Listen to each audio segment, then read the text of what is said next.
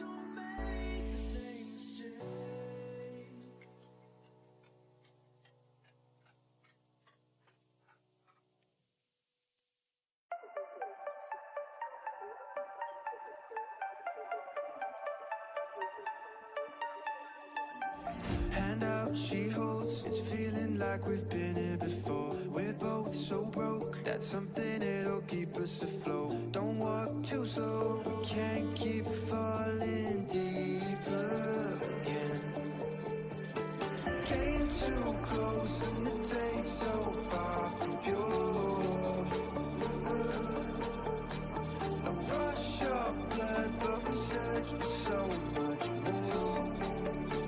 We've all been here before.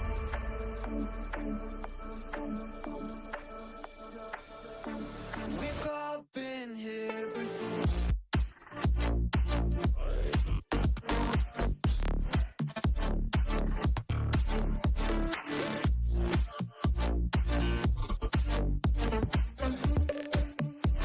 We've all been here before.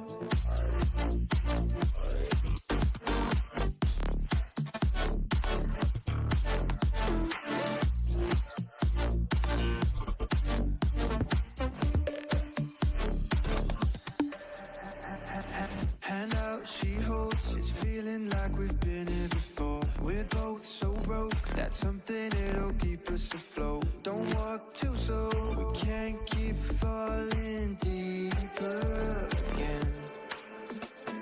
Came too close and the taste so far from pure. A rush of blood, but we search for so much more. We've all been here before.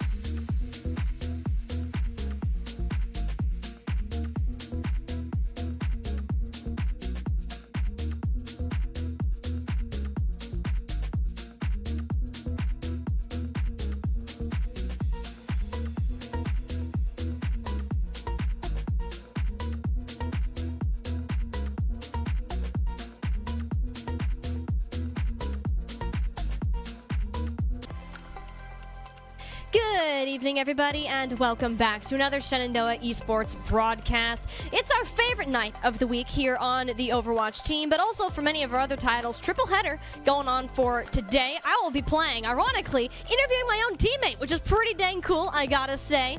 Bailey, aka Rain Dreamer, our tank player for our Overwatch team, is here with me today, and you just played in your first match back on Friday, so I kind of want to get a bit of an idea from you what that really was like coming back to the team again. Well, it was honestly really well. I know we didn't win, but we learned a lot from playing that, and overall our team played really, really well, and we were able to pick up on like some of our weaknesses there, and I think moving forward we're gonna play like really, really good. Yeah. Well, we've been cooking, that's for sure. It's taking some time to just go on and touch some things up. I think, as I could be wrong on this, but the Overwatch team as a whole, I think, has been playing together the longest just because of how long in the summer that we really started working. How is that really coming? Have you really felt that kind of synergy build up coming to impact how we're performing in the game so far? Yeah, I'd say so. I think because we've had so much time to play together and like to get to know each other as people, it has really made the experience just fun overall, which then goes into our gameplay of just making us play better, and like, you know, when things don't necessarily go our way, we don't get super duper tilted, and we're able to like pat each other on the back and be like, we've got this next time. We'll be okay. I think it's part of the reason why we're known as the loudest team in the arena, and it's not close. I do apologize to all the other competitors on our behalf. We're just having fun. Like, that's literally all it comes down to. We're just straight up having a good time, and I'm very curious about this myself. What has been your favorite thing about competing on the Overwatch team so far this year? Honestly, just playing. When I haven't been playing for that long. I probably am the only person on the team who's been playing for a little under a year. But ever since I picked up the game, I never thought I would like it, but I've just been enjoying getting on, sitting down, and playing the characters that I love. Like, it's just, yeah. It's good. It's so much different playing with an organized group of people than it is just like going in to play ranked and like, wow, this is something. But then you never want to go back, and it gives you some sort of direction and focus. Now I want to focus a little bit more on our game today. We're against GVSU Grand Valley State, if I'm not mistaken, for our second NACE match of the year. We haven't won one quite yet, but as we go into GVSU, how are we feeling kind of confidence-wise based on the work that we've been putting in on? Me personally, I'm just nervous because, again, I'm still kind of new. But I think overall our team has done a really good job at building up that synergy and working on our comps. We I can't talk about it, but like we have new comps in place that I'm very confident with, and I think we're going to do really good. That's it. We're going to do great. I'm feeling it. We're going to do great today, along with our other two games that will be going on. Super Smash Bros. Varsity, as well as our League of Legends Academy team, will both be playing their games beginning at 8 p.m. Eastern. Overwatch, though, starts in just about 10 minutes. So go ahead, people. Get some popcorn, get some water, and buckle up, because we got a night full of Shenandoah University esports. We'll see you back here in just a couple of minutes.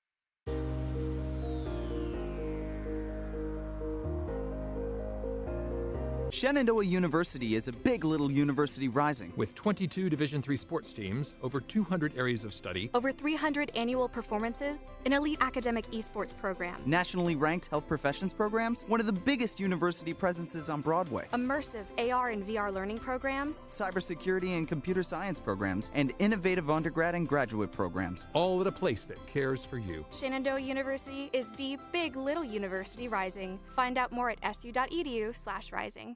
We have the esports arena right here on campus in Winchester, Virginia, and this facility acts as the hub for all esports activity at Shenandoah University. Students are able to use this space not just for competition and practices, but also as a living learning community and a sandbox for them to come and explore and practice and try out things related to and through esports in the gaming industry, so that they're getting that hands-on learning and the skills necessary to help them find a career by the time they graduate. We also have the professional level broadcast production booth, where we do all of our broadcasting and production, from casting of our games that we play right here on campus to working with outside entities to record footage for them as well. In addition to the space that we have here in the esports arena is the esports war room. Our students get to use that space for studying, but also outside projects. So our students get to use this space for professional development and the academic side of our esports program, which is such a critical component to go with that competitive element that we have.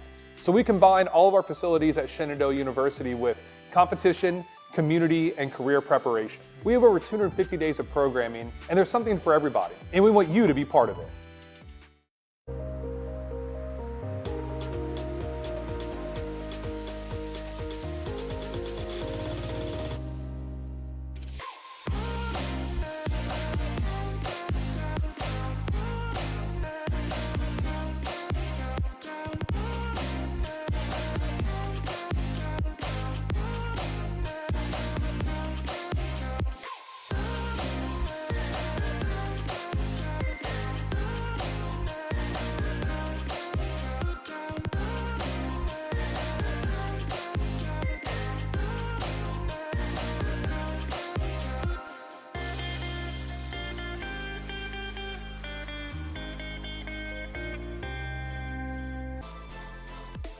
Week 2 of some of the most exciting esports action on a Tuesday night you'll get anywhere is about to come your way. Good afternoon, everybody. My name is Chris Clayton, joined once again, and as always, by the lovely Benjamin Kincaid. We are live, as always, from the Shenandoah Esports Arena here in Winchester, Virginia. And we, like last week, if any of you were able to follow us, have 3 more matches to bring you. We will be bringing you Overwatch here in a couple minutes, followed by some Smash Bros. And League of Legends action starting at 8 p.m. Eastern Time. So stick with us. We're going to have a lot of fun. We had a lot of fun last week, and we're going to do it all over again. I'm excited.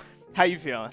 Hey, I'm excited too, right? This is going to be, just like last week, great time, right? I mean, everything was just firing on all cylinders, close matchups across the board, right? So, yeah, I'm just really pumped to get back into it. I'm very excited for Smash Bros. Specifically because last week I got to see Kazuya for one of the first times ever played by Willy, and let me just tell you, it's very exciting. Yes, that's certainly something you won't want to miss, something you'll want to stick around for.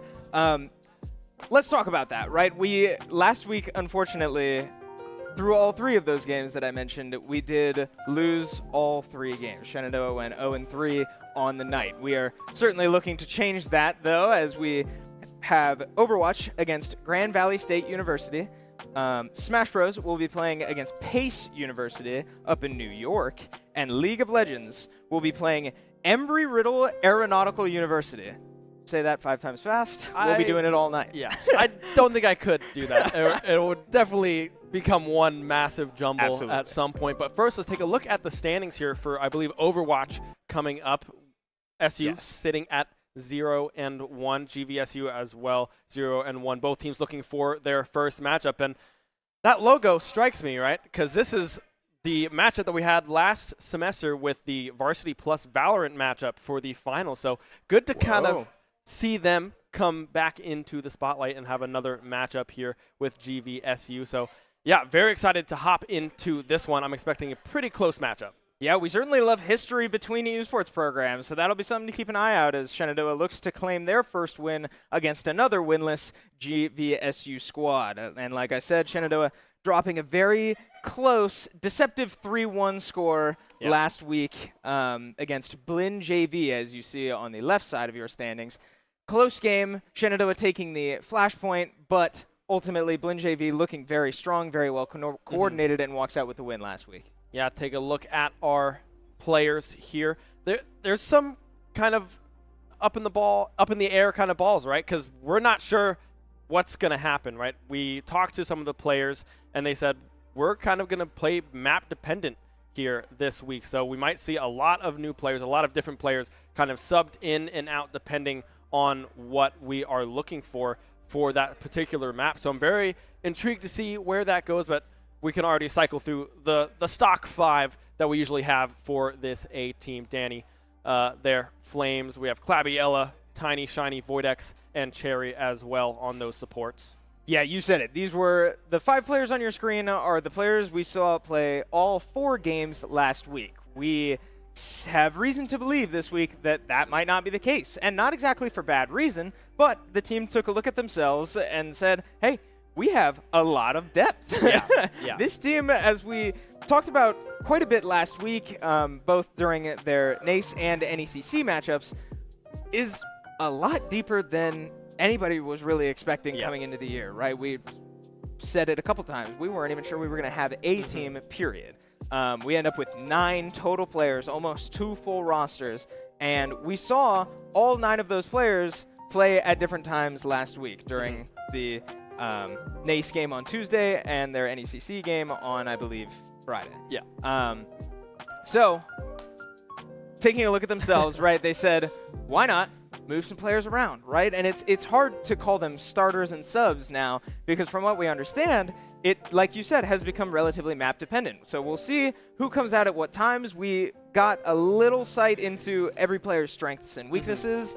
So I'll be very excited to see how they manage to put it all together into one cohesive winning series. Yeah, I'm curious to see if they just start with the stock 5 initially, regardless of the map, just to see kind of how it goes, or if they will just like go right off of that mapping and be like, all right, let's scramble it right away and just see what happens, right? Because I'm expecting to see a lot of Flames, right? A lot of TinyShiny. Flames played, Reaper last week and looked unbelievably good on that hero. And then TinyShiny as well, piloting that Tracer, piloting that Venture, that was looking very, very strong as well later on in that series.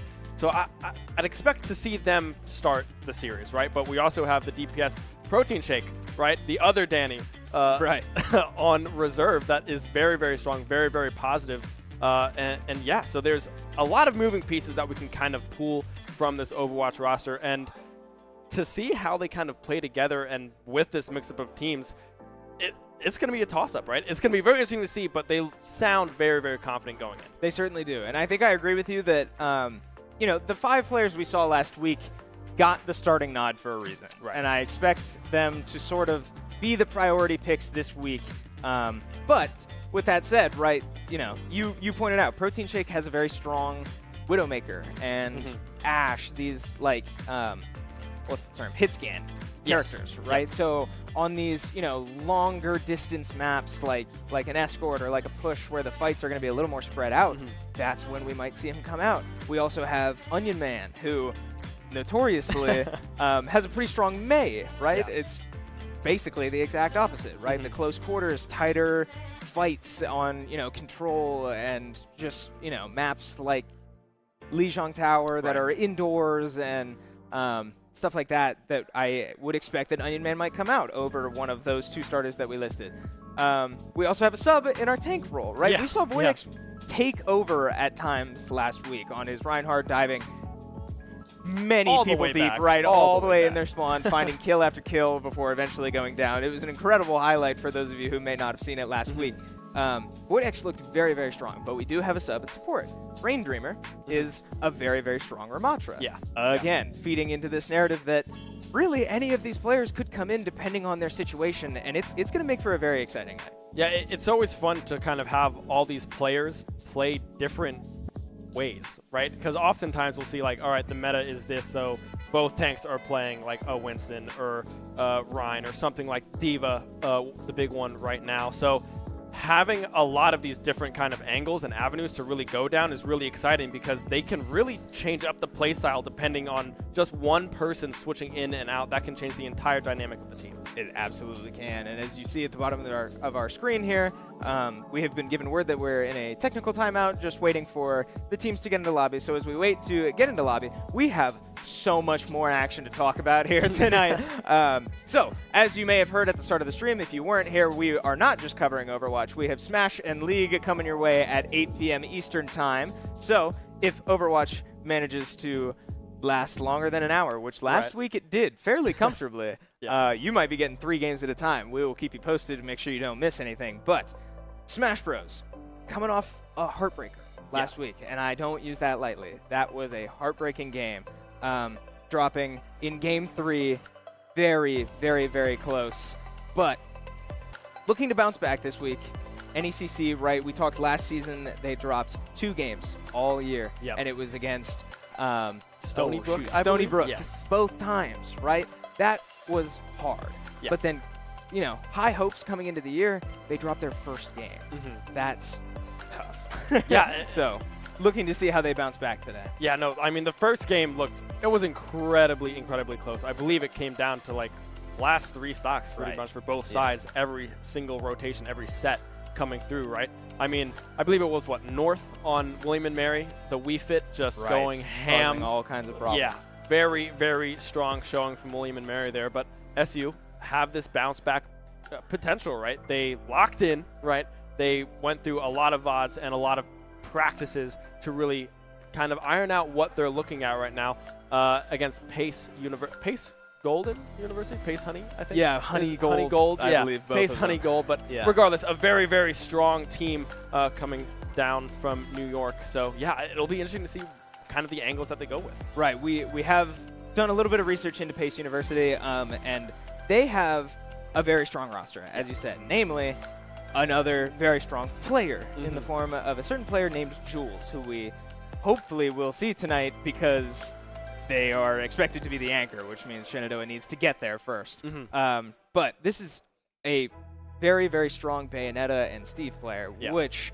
as both of those characters, could cause problems for our roster. And as we take a look at our roster here, behind them on this graphic, you will see the characters they play. We have AyeJay, Igloo, Kipp, and Willy. Right, Falco, Yoshi, Pac-Man, and Willy, respectively. Or Kazuya, excuse me. Willy is respectively.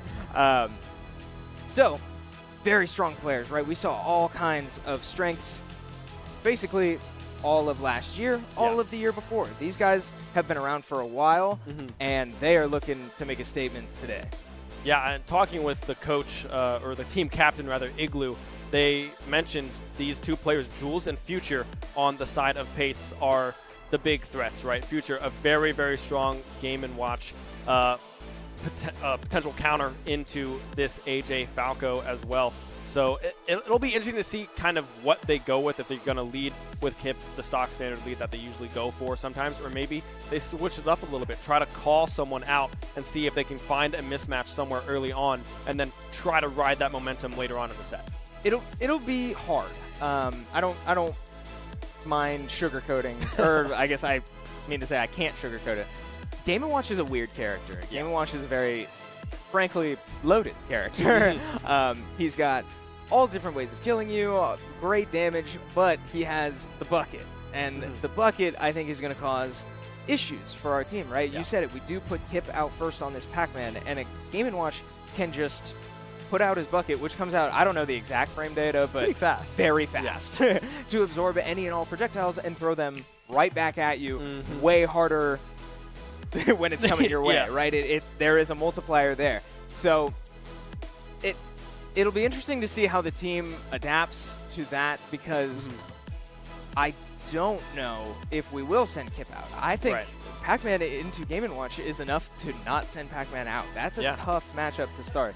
But Kipp going out first kind of has been the strategy for a while now, like 2 whole years. So not sure what we'll see. Hard to say until we actually see it. But Pace University, a very strong team, very strong players. Shenandoah, also very good. Going to have a great matchup tonight. Yeah, and the other thing to note about Pace, right, we have Demigod as well, who played last week, is a Steve player. Jules also plays Steve. So if they both go in the same matchup, someone's not getting their pick, right? So it's nice for the side of Jules. They have that Bayo in the back pocket, which is usually what they lead with, I believe, naturally, right? That is their go-to character. So if that happens, I'd be interested to see kind of if there is a switch up there, if there is a game plan to play both, give one of them the Steve, and then see if they can just play off of that and run through that Steve for a while. Yeah, we know that Pace is actually really deep as well. You know, we talked about the depth of our own Overwatch squad, and now actually our Smash squad also has some pretty strong subs in there.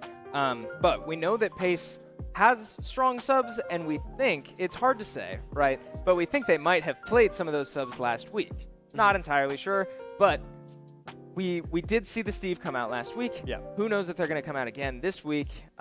Maybe leaving that option up for Jules. If that player ends up sitting on the bench, then Jules can use the Steve and not have to worry about taking it away from another one of his players. Yeah. But with all of that said, it sounds like we are going to take a quick break. We are having some technical issues in the games, so Don't go anywhere. We still have plenty of action to bring you. We will keep you updated with everything you need to know, and we will be right back very, very soon.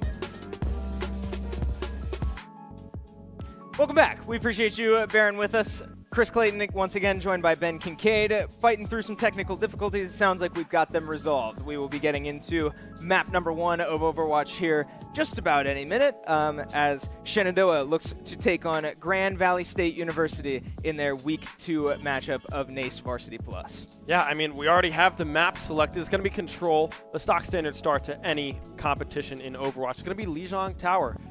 Exactly what we saw last week, right? Just textbook Lijiang Tower is Control. If you pick anything else, what are you doing, right? Lijiang is the staple. Yes, and we saw, I believe, Shenandoah took a round last week off Blinn JV on Lijiang Tower. I remember point number 3 on Lijiang Tower going to 99-99, going into overtime. Shenandoah unfortunately dropped that map, but looked very strong, looked very comfortable, and I expect to see more of that today.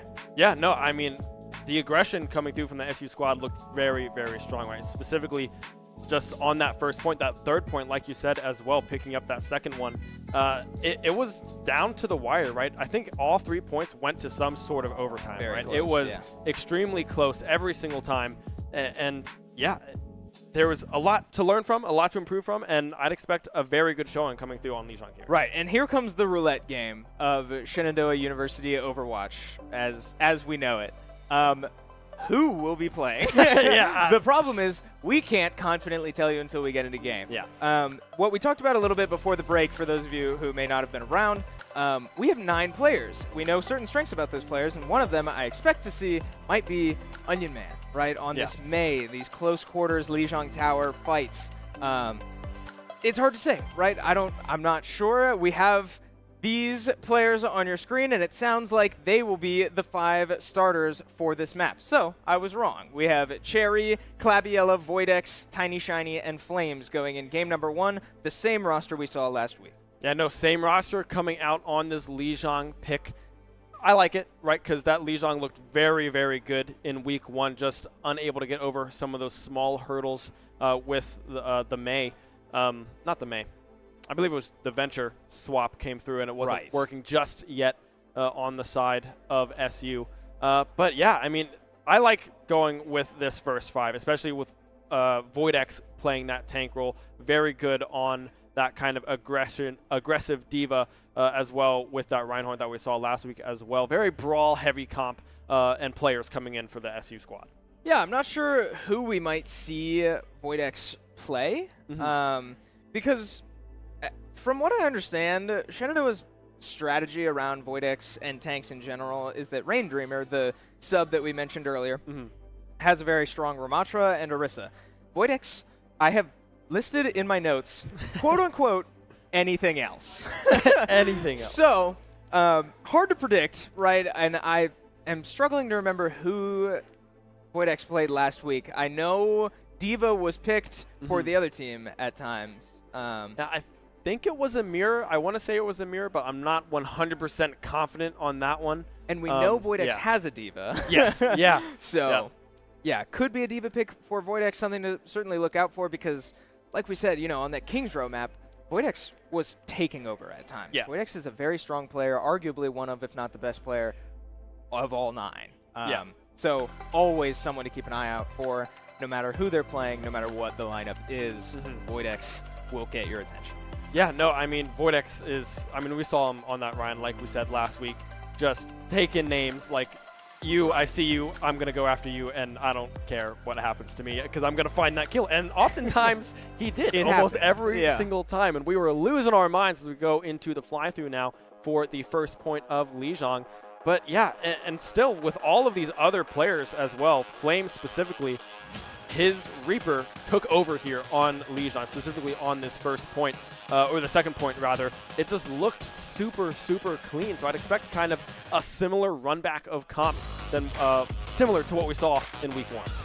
Yeah, I mean, I would love to see more Reaper out of Flames, right? That was certainly something that we, being you and I, enjoyed to watch last week, and I certainly hope all of you enjoyed watching that at home because that was fun to watch, really no matter who you were. Yeah. But team-wide, something I'm hoping to see from Shenandoah is a little more confidence in Game 1, right? We saw them kind of take time to settle in into that series, right? Game 1, we said, was very close, but over time they looked a lot more cohesive and confident and just moved as a unit the more maps they played. So I'm hoping that Shenandoah is able to come out just swinging here, map 1, and really make a statement against a strong GVSU squad.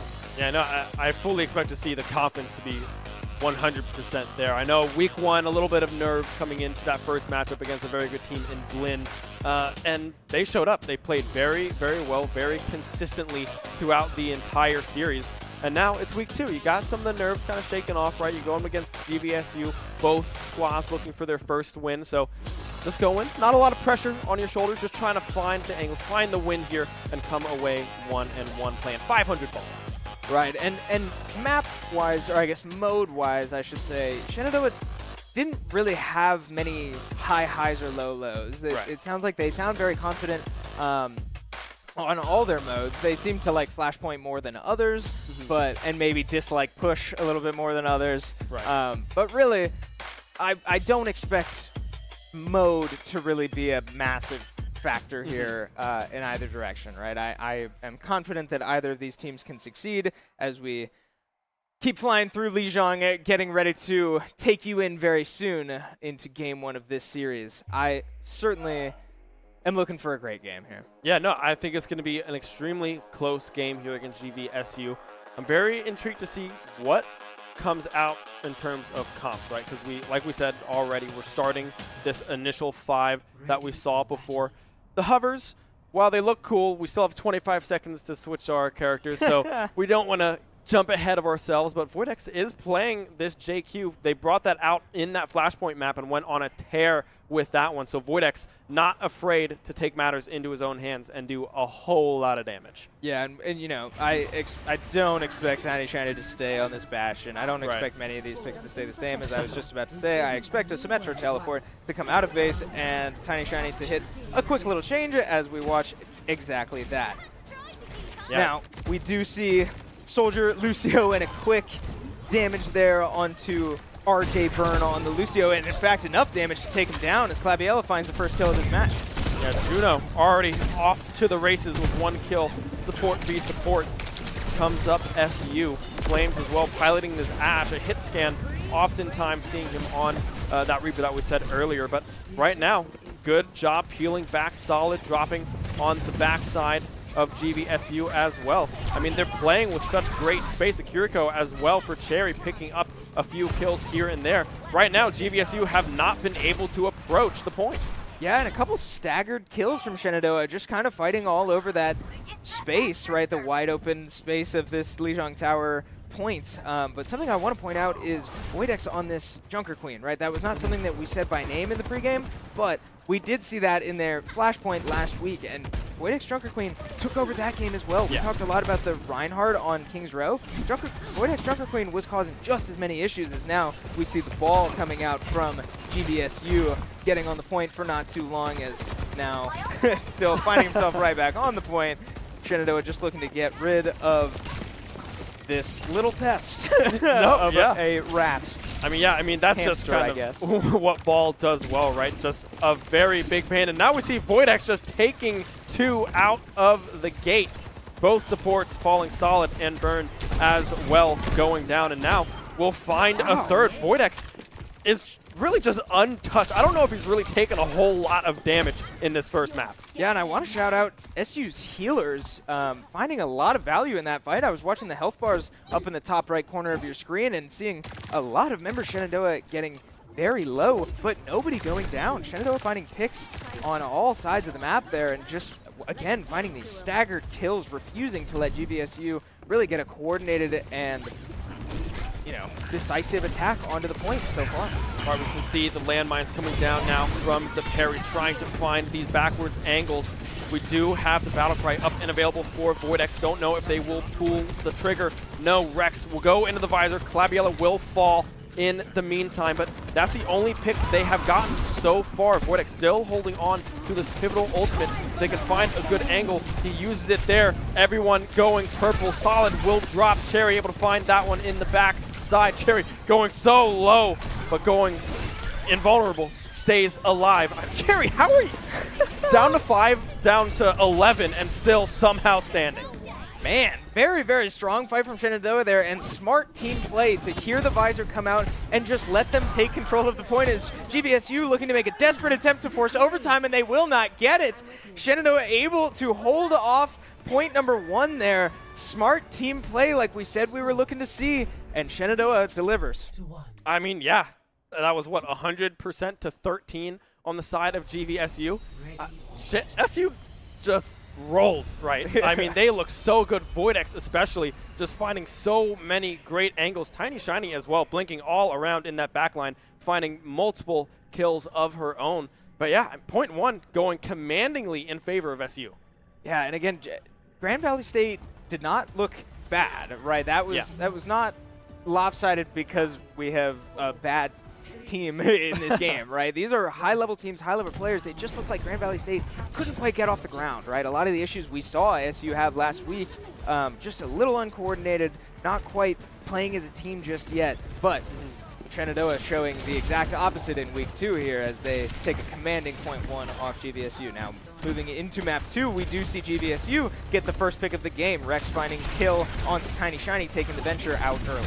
Yeah, we see some swaps going back and forth. Their Flames now onto this Hooper, trying to stay alive. Just barely will be able to do so. We also see Cherry switching over to this Ana. Voidex on this Malga as well. A very brawl-heavy comp coming through from this SU squad as Voidex now engages, tries to find some of these angles. This BAP specifically will be burnt to a crisp. TinyShiny able to find the Lucio in the back as well.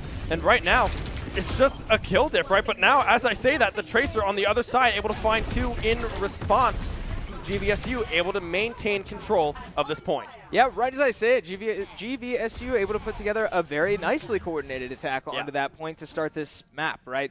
Shenandoah's healers going down first, that was something we saw quite a bit last week. We were struggling to keep the healers alive, protect their backline, but on the other hand, right, we do see Voidex getting a lot of value on his own as we have a Tracer 1v1 potentially here as the TinyShiny for Shenandoah looking to get the early advantage and does find the kill. SU coming out on top of that 1v1 as now Voidex finds one of his own, once again taking this into his own hands, walking very far up, and now the tanks and supports for GVSU are dead. Yeah, Voidex also swapping off of this Amalga on to this Orisa as well, just trying to find this Orisa match, trying to find some spears here and there. I like the switch coming through from Voidex, adding a little bit more survivability to the kit thus far. Solid going purple, not able to find anything on the side of SU, but still, I mean, we can see Flames able to fire down this Orisa and now just pushing forward, trying to find these angles. The spear just going above Rex there, I believe, on the Ash. But yeah, SU retaking the point, retaking control of this game with a pivotal swap from Voidex. Yeah, and it's worth mentioning I was kind of expecting to see a Nano there just to really pin GVSU in their base, but Cherry opting to not use it. Now the Nano does come out in combination with Voidex's ult, and it will find 1 through the lamp, does not matter. SU finds 2 of their own, and once again, holding Grand Valley State to their spawn, as now TinyShiny finds herself once again just swatting at flies as these Tracers just separate from the fight doing their own thing. We do see TinyShiny with a pulse bomb as Cuppy Punchers it does not, as the Flames ult will come out. Death Blossom finds 2, and Shenandoah once again finding the kills they need, maintaining this point, and not letting GVSU find anything so far. Yeah, I mean, that's just Flames again with expert positioning on this Reaper. Able to find 2 with that Death Blossom, securing that team fight win and forcing GVSU off the point yet again. They do have 4 ults to their name. Puppy Puncher about to have this Pulse Bomb up and available as well. So it's going to be 5 full ults in this next fight coming through for GVSU. Look at TinyShiny's face as, oh, it looks like we might be having some tech issues as I'm hearing the players are going to look to pause here in a minute, but the point ticking up to 98%, 99 now in overtime. We will play this out as GVSU looking to stall this out, right? Shenandoah 1% away, but the point will go to GVSU, and now it seems we will get that pause and take you out of the game for now. Not entirely sure what's going on, but we will be sure to keep you updated with anything we learn. Yeah, I'm not too sure what kind of just went down there. We saw players calling for pause.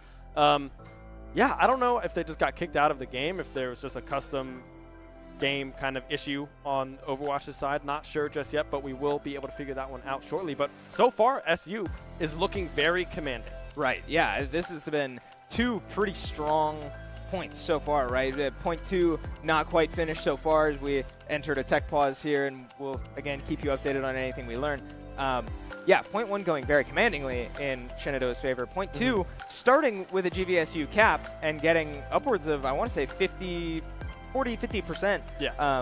in their favor before Shenandoah was able to reclaim it and hold GVSU basically to their spawn. Yeah, no, I mean, Voidex swapping over to that Orisa as well just applied so much pressure on GVSU, right? They were not able to get through the spin and the spear of Voidex. Flames and TinyShiny as well playing so aggressively, trying to find these picks, and they were able to do so almost flawlessly. Not many members in those exchanges on SU dropped, maybe 1 here and there from a support, but yeah, the DPSs and the tank just lived.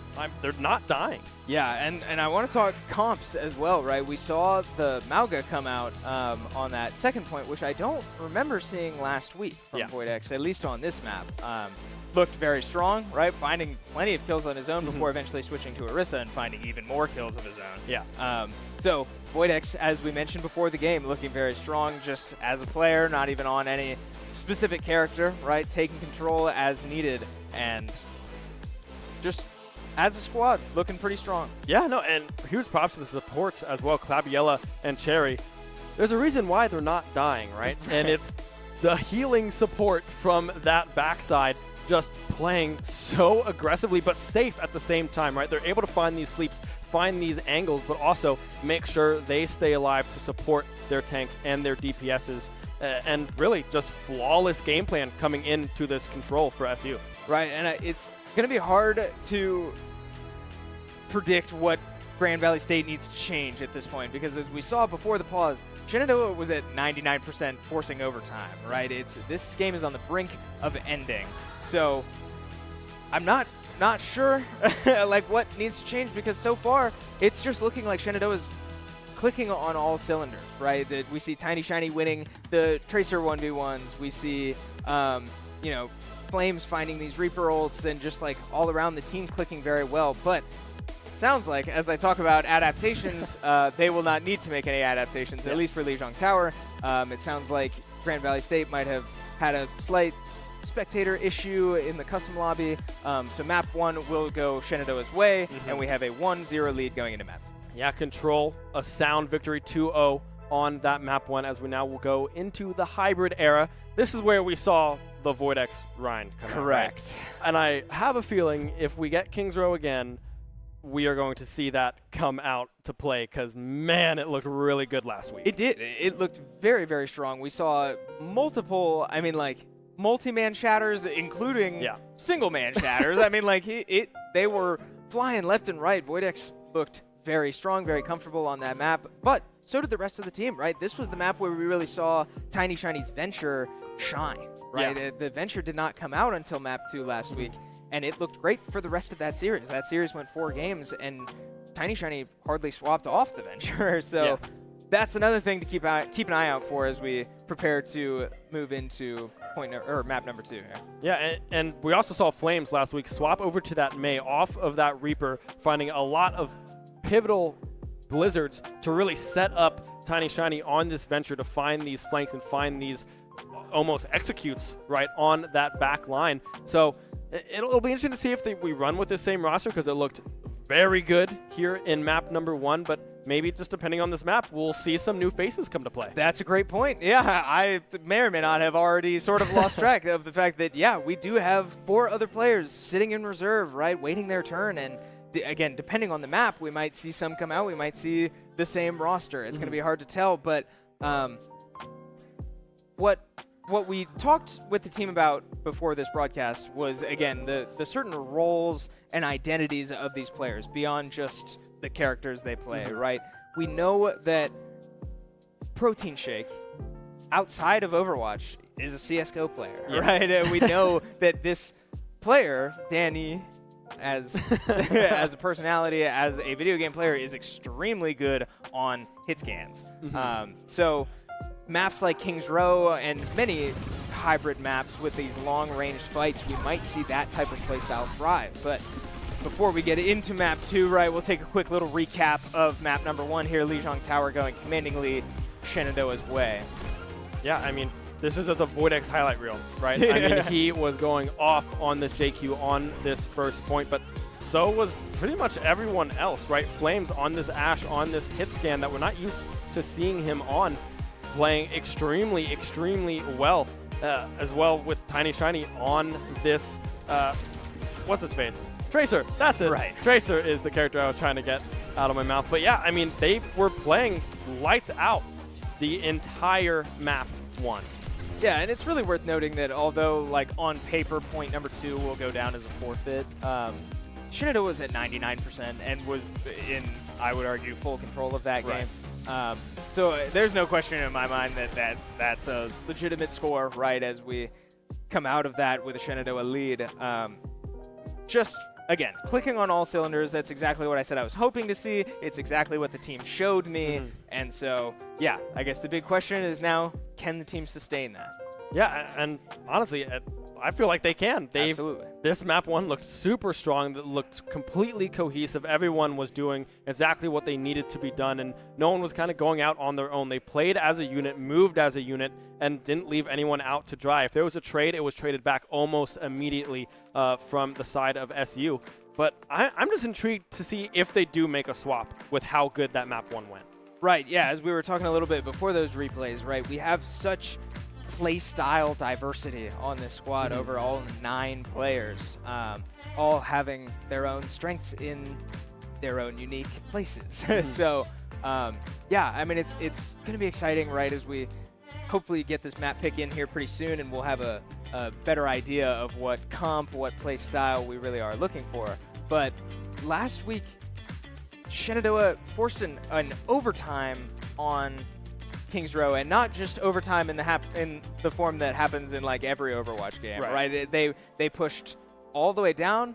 They did not defend it all the way down and forced the 1-minute sudden death on Kings Row, right? So again, very close, but ended up being a loss last week. So roster-wise, as we do learn, it will be Kings Row again down at the bottom of your screen here on hybrid map number 2.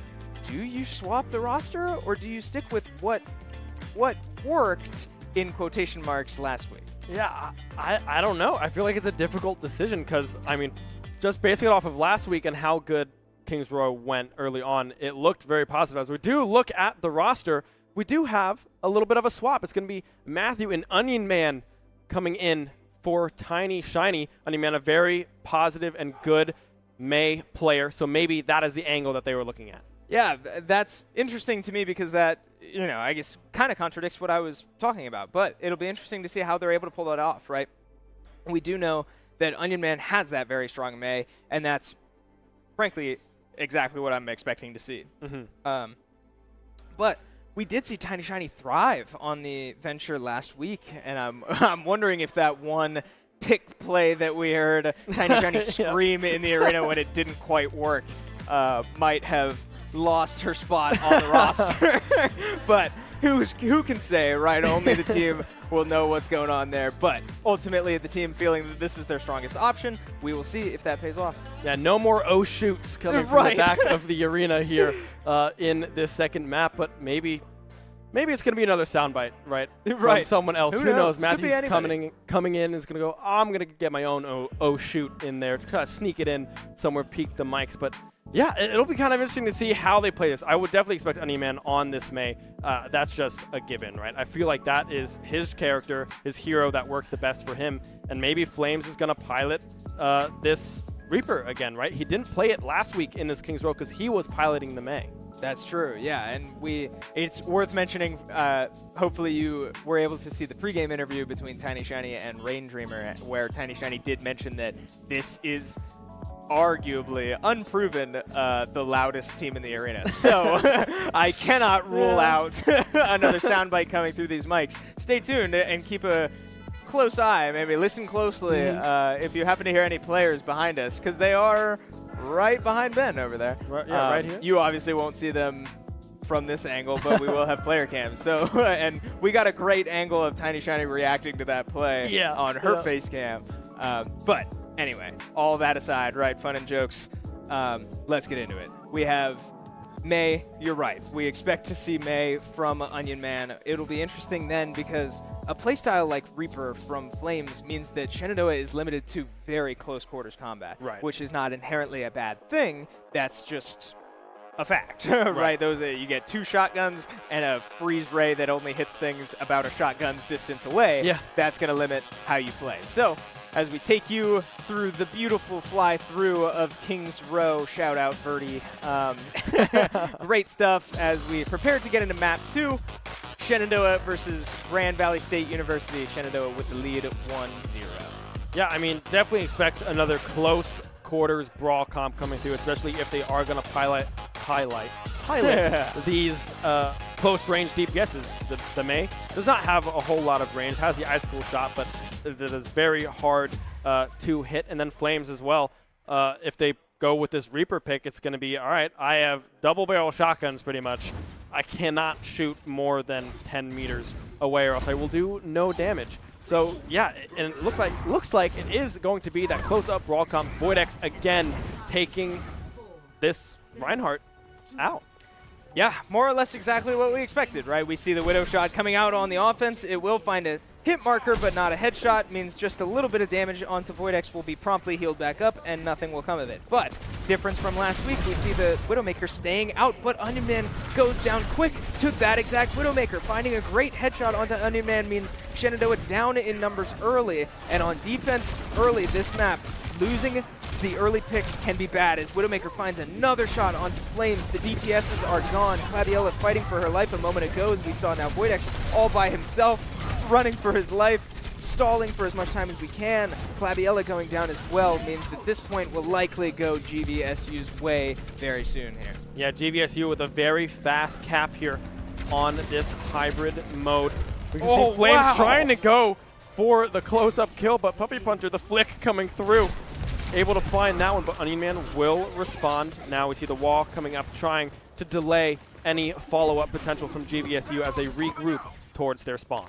Yeah, we see Voidex going down last there as now Shenandoah looks to regroup, and we do see Voidex switching to the Orisa, right? Bailing on the Reinhardt, which I think I would agree with, right? We saw the success last week, even last map, as Voidex is able to play all kinds of characters, and on defense, on a map like this, I do think the Orisa makes more sense, also to facilitate the lack of range we were talking about from Shenandoah. So, we see more healing onto Voidex as he's able to move up, take a lot of damage, and Shenandoah's carries stay elsewhere, but keep an eye out for Puppy Punter here on the Widow, right? Finding great shots, great angles. He does get walled off there and is forced to reposition as Voidex once again eating so much damage but not going down, netting health, not losing it, and sure enough, he will find a kill onto support number 1. A sleep dart onto Bob will render him immobile now. Voidex finds another, and numbers go to Shenandoah as they make a great stand here. Voidex looking to finish the job, and Solid on the BAP will be the last to drop. Spear to the face, Voidex punching air in success. Yeah, I mean, I'm surprised that Voidex lasted that long, right? Because he was pinned up on that stairwell and was overheated. There was not a whole lot Voidex could do in that situation, but the supports, Clabiella and Cherry, doing so much healing, able to keep Voidex alive as that cooldown was able to come through. Now we can see OnionMan trying to find this wall, trying to single someone out, but not able to do so as Clabiella will instead fall on the backside to Rex's Ash, able to find the angles, find the kills, with the lamp coming through again. Everyone just barely surviving on the side of GVSU. The window coming out as well. Blizzard will come out from OnionMan, but they won't be able to find anything off of it. GVSU holding strong. Yeah, unfortunately not a ton of value off that Blizzard, and it's worth pointing out as we now see the kills still coming out from GVSU. SU opting to switch off the Reaper and onto Hanzo, right, which is exactly the opposite of the range issues we were describing earlier. So maybe Shenandoah feeling the pressure to fight a little bit farther away, and we do see the Hanzo switch now to an Ashe once again, as Clabiella also goes down to the Widow. These long-distance hit scan characters in Widow and Ashe causing problems for Shenandoah that they just can't walk up quite far enough. And again, Puppy Punter finding crazy value here as the ult is up. Might come out here soon, but man, there it is. Yeah, sure enough, GVSU able to see the locations of every single Shenandoah player, and now here comes the range, right? Look at where they're playing versus where Shenandoah has to play, right? May can't even walk up anywhere, as now Cherry looking for any way in now, as man, shots are just raining down. SU cannot figure out where this Widow is just yet, but now they should know, as looking for an engage. Voidex will find his ult onto one, doesn't quite get the kill, but finishing the job will be OnionMan. Voidex finding one of his own from a spear. Lantern goes down, and sure enough, so will the BAP. And now kills in favor of Shenandoah will mean that that is a team wipe and a great stand from Shenandoah. Yeah, we can see the self-destructs there coming through from Rex and Puppy Punter as well. Just taking that reset, going back to spawn, but crucially, the Lucio beat did go down on the side of GVSU. So, I mean, that is a big survivability tool down and out on the side of GVSU.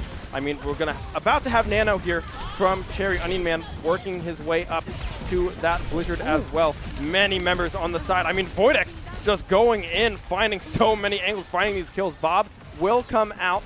OnionMan will fall to the robot, but nothing of great importance right now. I mean, that was just ults used on the side of GVSU, and they weren't really able to capitalize on any of them. Yeah, Voidex finding an early kill with a spear onto the biggest problem on GVSU's squad so far has been this Widowmaker that allowed Shenandoah to push up, but now GVSU able to do the exact same thing in the other direction. Puppy Puncher finding 2 off of the Orisa ult, and again, these headshots, these Widow shots are coming down hard. GVSU looking to put this one away soon as they look to make their final push now. They still have 2.5 minutes on this push. Bob will come out from Flames, but Flames will fall as a response. Puppy Puncher able to find that one. We'll be getting pushed off of the point momentarily.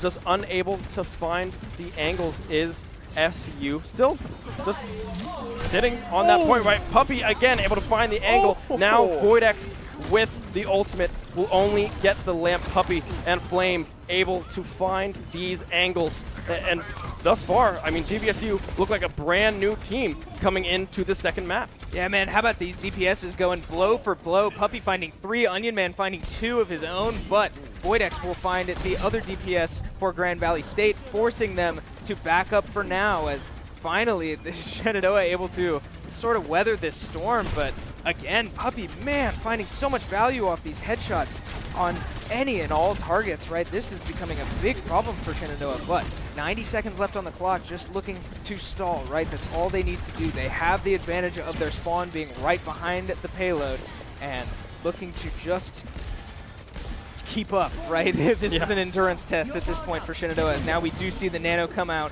onto, I believe, Voidex. That is correct.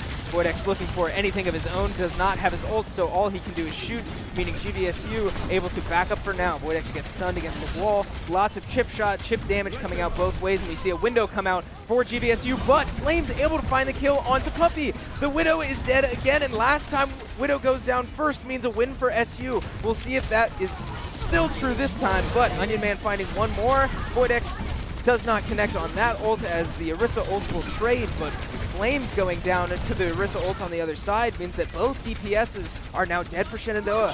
Orisa fight on the point will go in favor of Shenandoah, and Clabiella finds the final blow there to once again mean Shenandoah has a stand and can weather this for potentially 30 more seconds.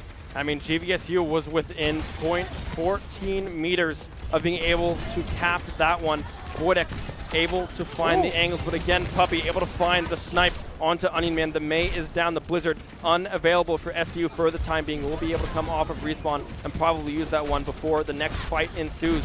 But thus far, GVSU just trying to force their way into this point. Yeah, and Puppy just respawned. Cherry almost going down, but able to walk out with her life. Oh no, not quite. Does go down to the soldier, excuse me. Now one support down for SU means that a Blizzard will come out. Voidex finds one, Clabiella finding another, overtime ticking down, and it will not be enough. GVSU not even losing too many players, but getting forced off the point means that round 1, Shenandoah able to hold and not let up the entire push. Yeah, I mean, the full cap not coming through. They were oh so close on the side of GVSU, but just unable to capitalize on some of these picks that Puppy was able to find, specifically on that last pick before that last fight, OnionMan going down.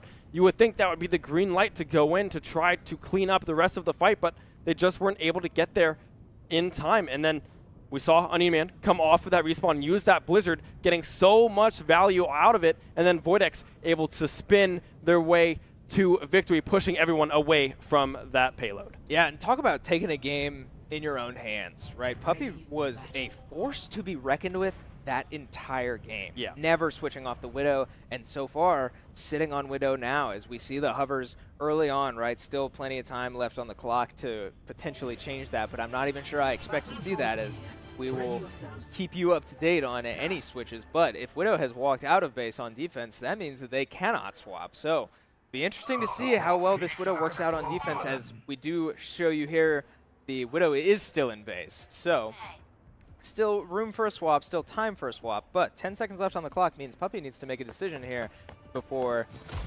getting into position for the opening push from Shenandoah on offense.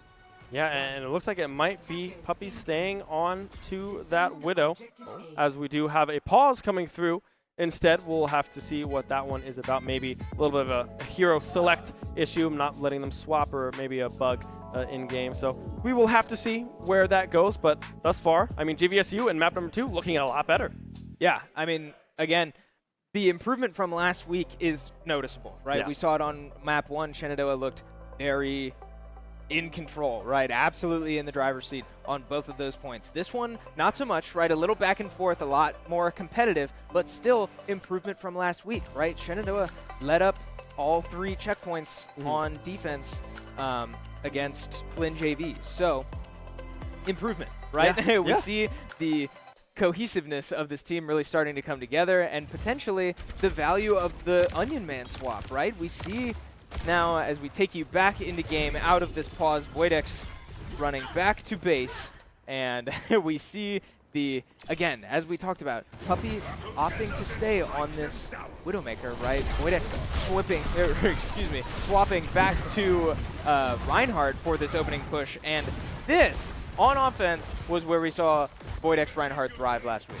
Yeah, I mean, I like the swap coming through, right? Be confident, do exactly what you did last week, trying to find these angles. You see Puppey again on this Widowmaker, but SU doing a great job at tracking them. Voidex living for such a long time there, but unable to find the angles. It's going to be the Sigma instead, able to find the kill. Cherry as well going down. Puppey able to find 2 kills in response, but yeah, they're unable to exit. Their spawn thus far is all thanks to Puppey, able to lay down so much damage. Find the angles. I mean, that will be a quick one there as well onto Cherry. I mean, this Widow is a problem. Man, talk about a problem. I mean, I can't even think of a better word, right? They are only causing issues for this SU squad, and in all forms, right? Finding great positioning to cause all types of issues for Shenandoah, but also when Shenandoah looks to address these problems, they lose the 1v1s, right? Puppey is clicking right now in more ways than one, right? Clicking heads, absolutely. So, man, talk about really taking control, as now we do see a pick from Clabiella means that 1 DPS down for GVSU, but the other DPS has been the one with all the firepower. Now, Voidex will go down for Shenandoah as well, meaning that the tank for the front line, for Shenandoah is missing, and SU forced to retreat and reunite with that front line. You know, Orbital Ray coming down from Clabiella as well, unable to find value out of it. OnionMan very close to having this Blizzard up and available. Cherry about a couple seconds away from this Nano as well. We'll be able to have it for this next fight, but Rex on this flank angle has Bob up and available.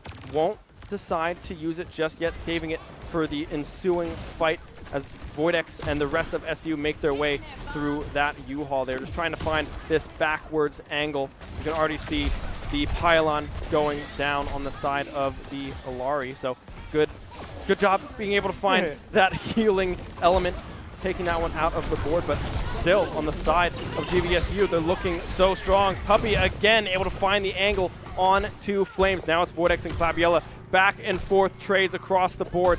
Voidex standing strong on the point, able to find these kills. Flames still alive, actually coming off of respawn, I believe, as it was. Puppey able to find that earlier pick. Almost able to find another one. Flames just barely able to escape with their lives as Voidex continues to try to cap this point. Man, this is so interesting, right? That fight was so good. The Blizzard got great value, but the DPSs were set up so far off the point. Now Voidex able to find one of those DPSs and take them down. Now looking for a charge onto the front line for GVSU. The Sigma down to about half health, but will not go down just yet, finding his ult onto Voidex, and sure enough, slamming him back into the ground will mean one very dead Reinhardt and almost team wipe for GVSU now as they look to put the nail in the coffin and put Flames back into respawn. Yeah, but pivotably, is that the right word? I am messing that one up. Crucially, I'm just going to go with crucially. Voidex, Flames, and Clabiella will all have their ultimates up and available. Bob, Orbital Ray, and the Shatter will be up, but only 10 seconds remaining to try to find this point. They have to go now if they want to stay alive. Yeah, Shatter up for Voidex. It's going to look to find as many as possible, but we see movement onto the point to force overtime as Window will come out for GVSU, and once again, we have a 1v1 for the DPSs. Puppey goes down to get the problem out, but Flames will get traded for it from the poison. But sure enough, Shenandoah able to cap the point through all of that madness, and finally gets a hard to push and stay alive in this game. We see the Shatter come down, but it will get shielded. A great look there from Voidex, but will not find any, as now Shenandoah forced to retreat, regroup, get on the cart, and play this one out. Yeah, I mean, Voidex trying to find that angle, trying to find those kills, but just unable to do so. And yeah, I mean, they have now a fresh 2 minutes to try to get to this next point. The pin coming out the stun will be crucial to keep that Rex alive. Soldier coming out on the swap flames, trying to find these angles to charge. Yet again, coming through the Blizzard as well, coming down from OnionMan, will be able to find the angle onto the Sigma. And now another beautiful wall coming through. Voidex able to finish the job, but still, Puppy Puncher on this backside, able to find these angles. Flames going down. Yeah, and we do see the nano here from Cherry, or is at least up, hasn't come out yet, as Clabiella once again able to put Puppy down, as now we'll probably see the nano come out soon. Yeah, I mean, Nano very, very close to being popped here from Cherry. But I mean, the push is looking super, super strong thus far from SU. Already able to find that second.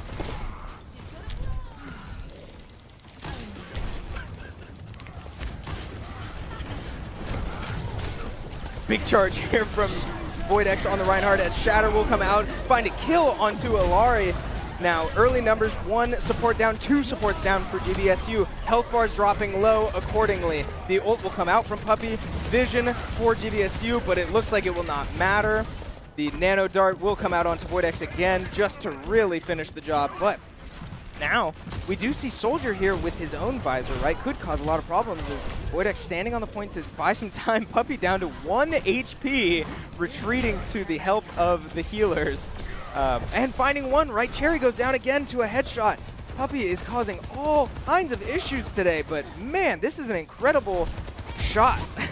I mean, yeah, Voidex just barely staying alive as well, going super, super low. We can already see Flame on this Sigma, pushing the agenda, trying to find these angles. The visor as well up and available for Rex here. Did not pop that one in that last fight, but as you look at these percentage timers, SU is going to have a lot of ultimates up at around the same time. Voidex and OnionMan will have their Shatter and the Blizzard coming up relatively at the same time. Same with Flames and Clabiella with the bot, but the window is going to come out instead. OnionMan able to find the angles. The visor will be dropped. Rex has to do a whole lot of work to try to win this fight and take this one back for GVSU. Won't be able to do so just yet. Voidex somehow still standing. Bob won't be thrown out. Flames will go down. Puppy able to find the angle onto that one. But, I mean, a back and forth skirmish, but it looks like SU coming out on top. Yeah, that looked very well played from Shenandoah, in my opinion, right?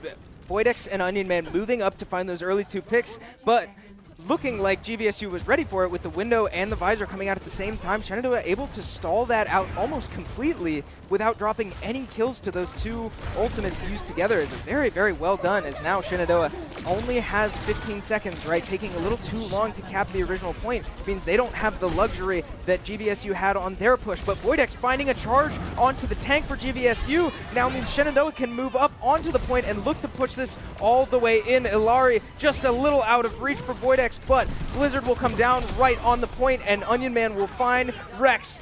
Numbers are going Shenandoah's way. They find all the kills they need and push the point all the way to the end. Shenandoah coming down from Kings Row with a win and a 2-0 lead in this series. Yeah, and in that last fight, we saw a lot of staggered ultimates coming through. We saw Bob and Flames and Clabiella using that orbital ray and that Bob simultaneously, and then that Blizzard saved for later on in that fight, able to catch out onto that Alari. But yeah, I mean, SU able to bring that one back. The defense holding strong, crucially not letting up that 3 cap, gives SU the 2-0 lead going into map number 3. And you know, you talk about the value of having depth, right? We talk about this all the time across all of our titles. You hear it in traditional sports as well. Like all forms of team competition, depth matters. Yeah. And we are seeing that live, right? Again, I talked about it during the quick little break.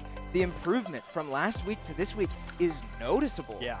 And it's hard to pin it all on the sub in from OnionMan or you know, just added experience, whatever. But Shenandoah looks very strong. But man, Puppey on that Widow, Terrifying. that was terrifying. Yeah, that's the only word I can think of, right? I mean, that was a force to be reckoned with, and that's a lot of what I was expecting, right? In the pregame, I thought we might see Protein Shake come out to do all of those exact same things. Right. But SU opting for the close range play of OnionMan on the Mei, but I mean, as we take a look at these replays, right, I'm sure a good amount of these are going to be some crazy headshots.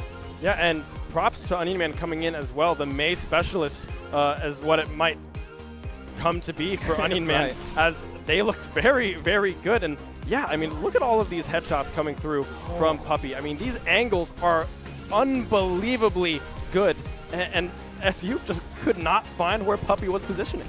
Yeah, I mean, talk about the patience, just well-executed, disciplined play from Puppey on this Widowmaker, and the positioning was pristine too. Like finding when Shenandoah would find the wins on the point, it didn't seem to matter, right? That point cap where Voidex was sitting on the point by himself for a solid like 20 seconds.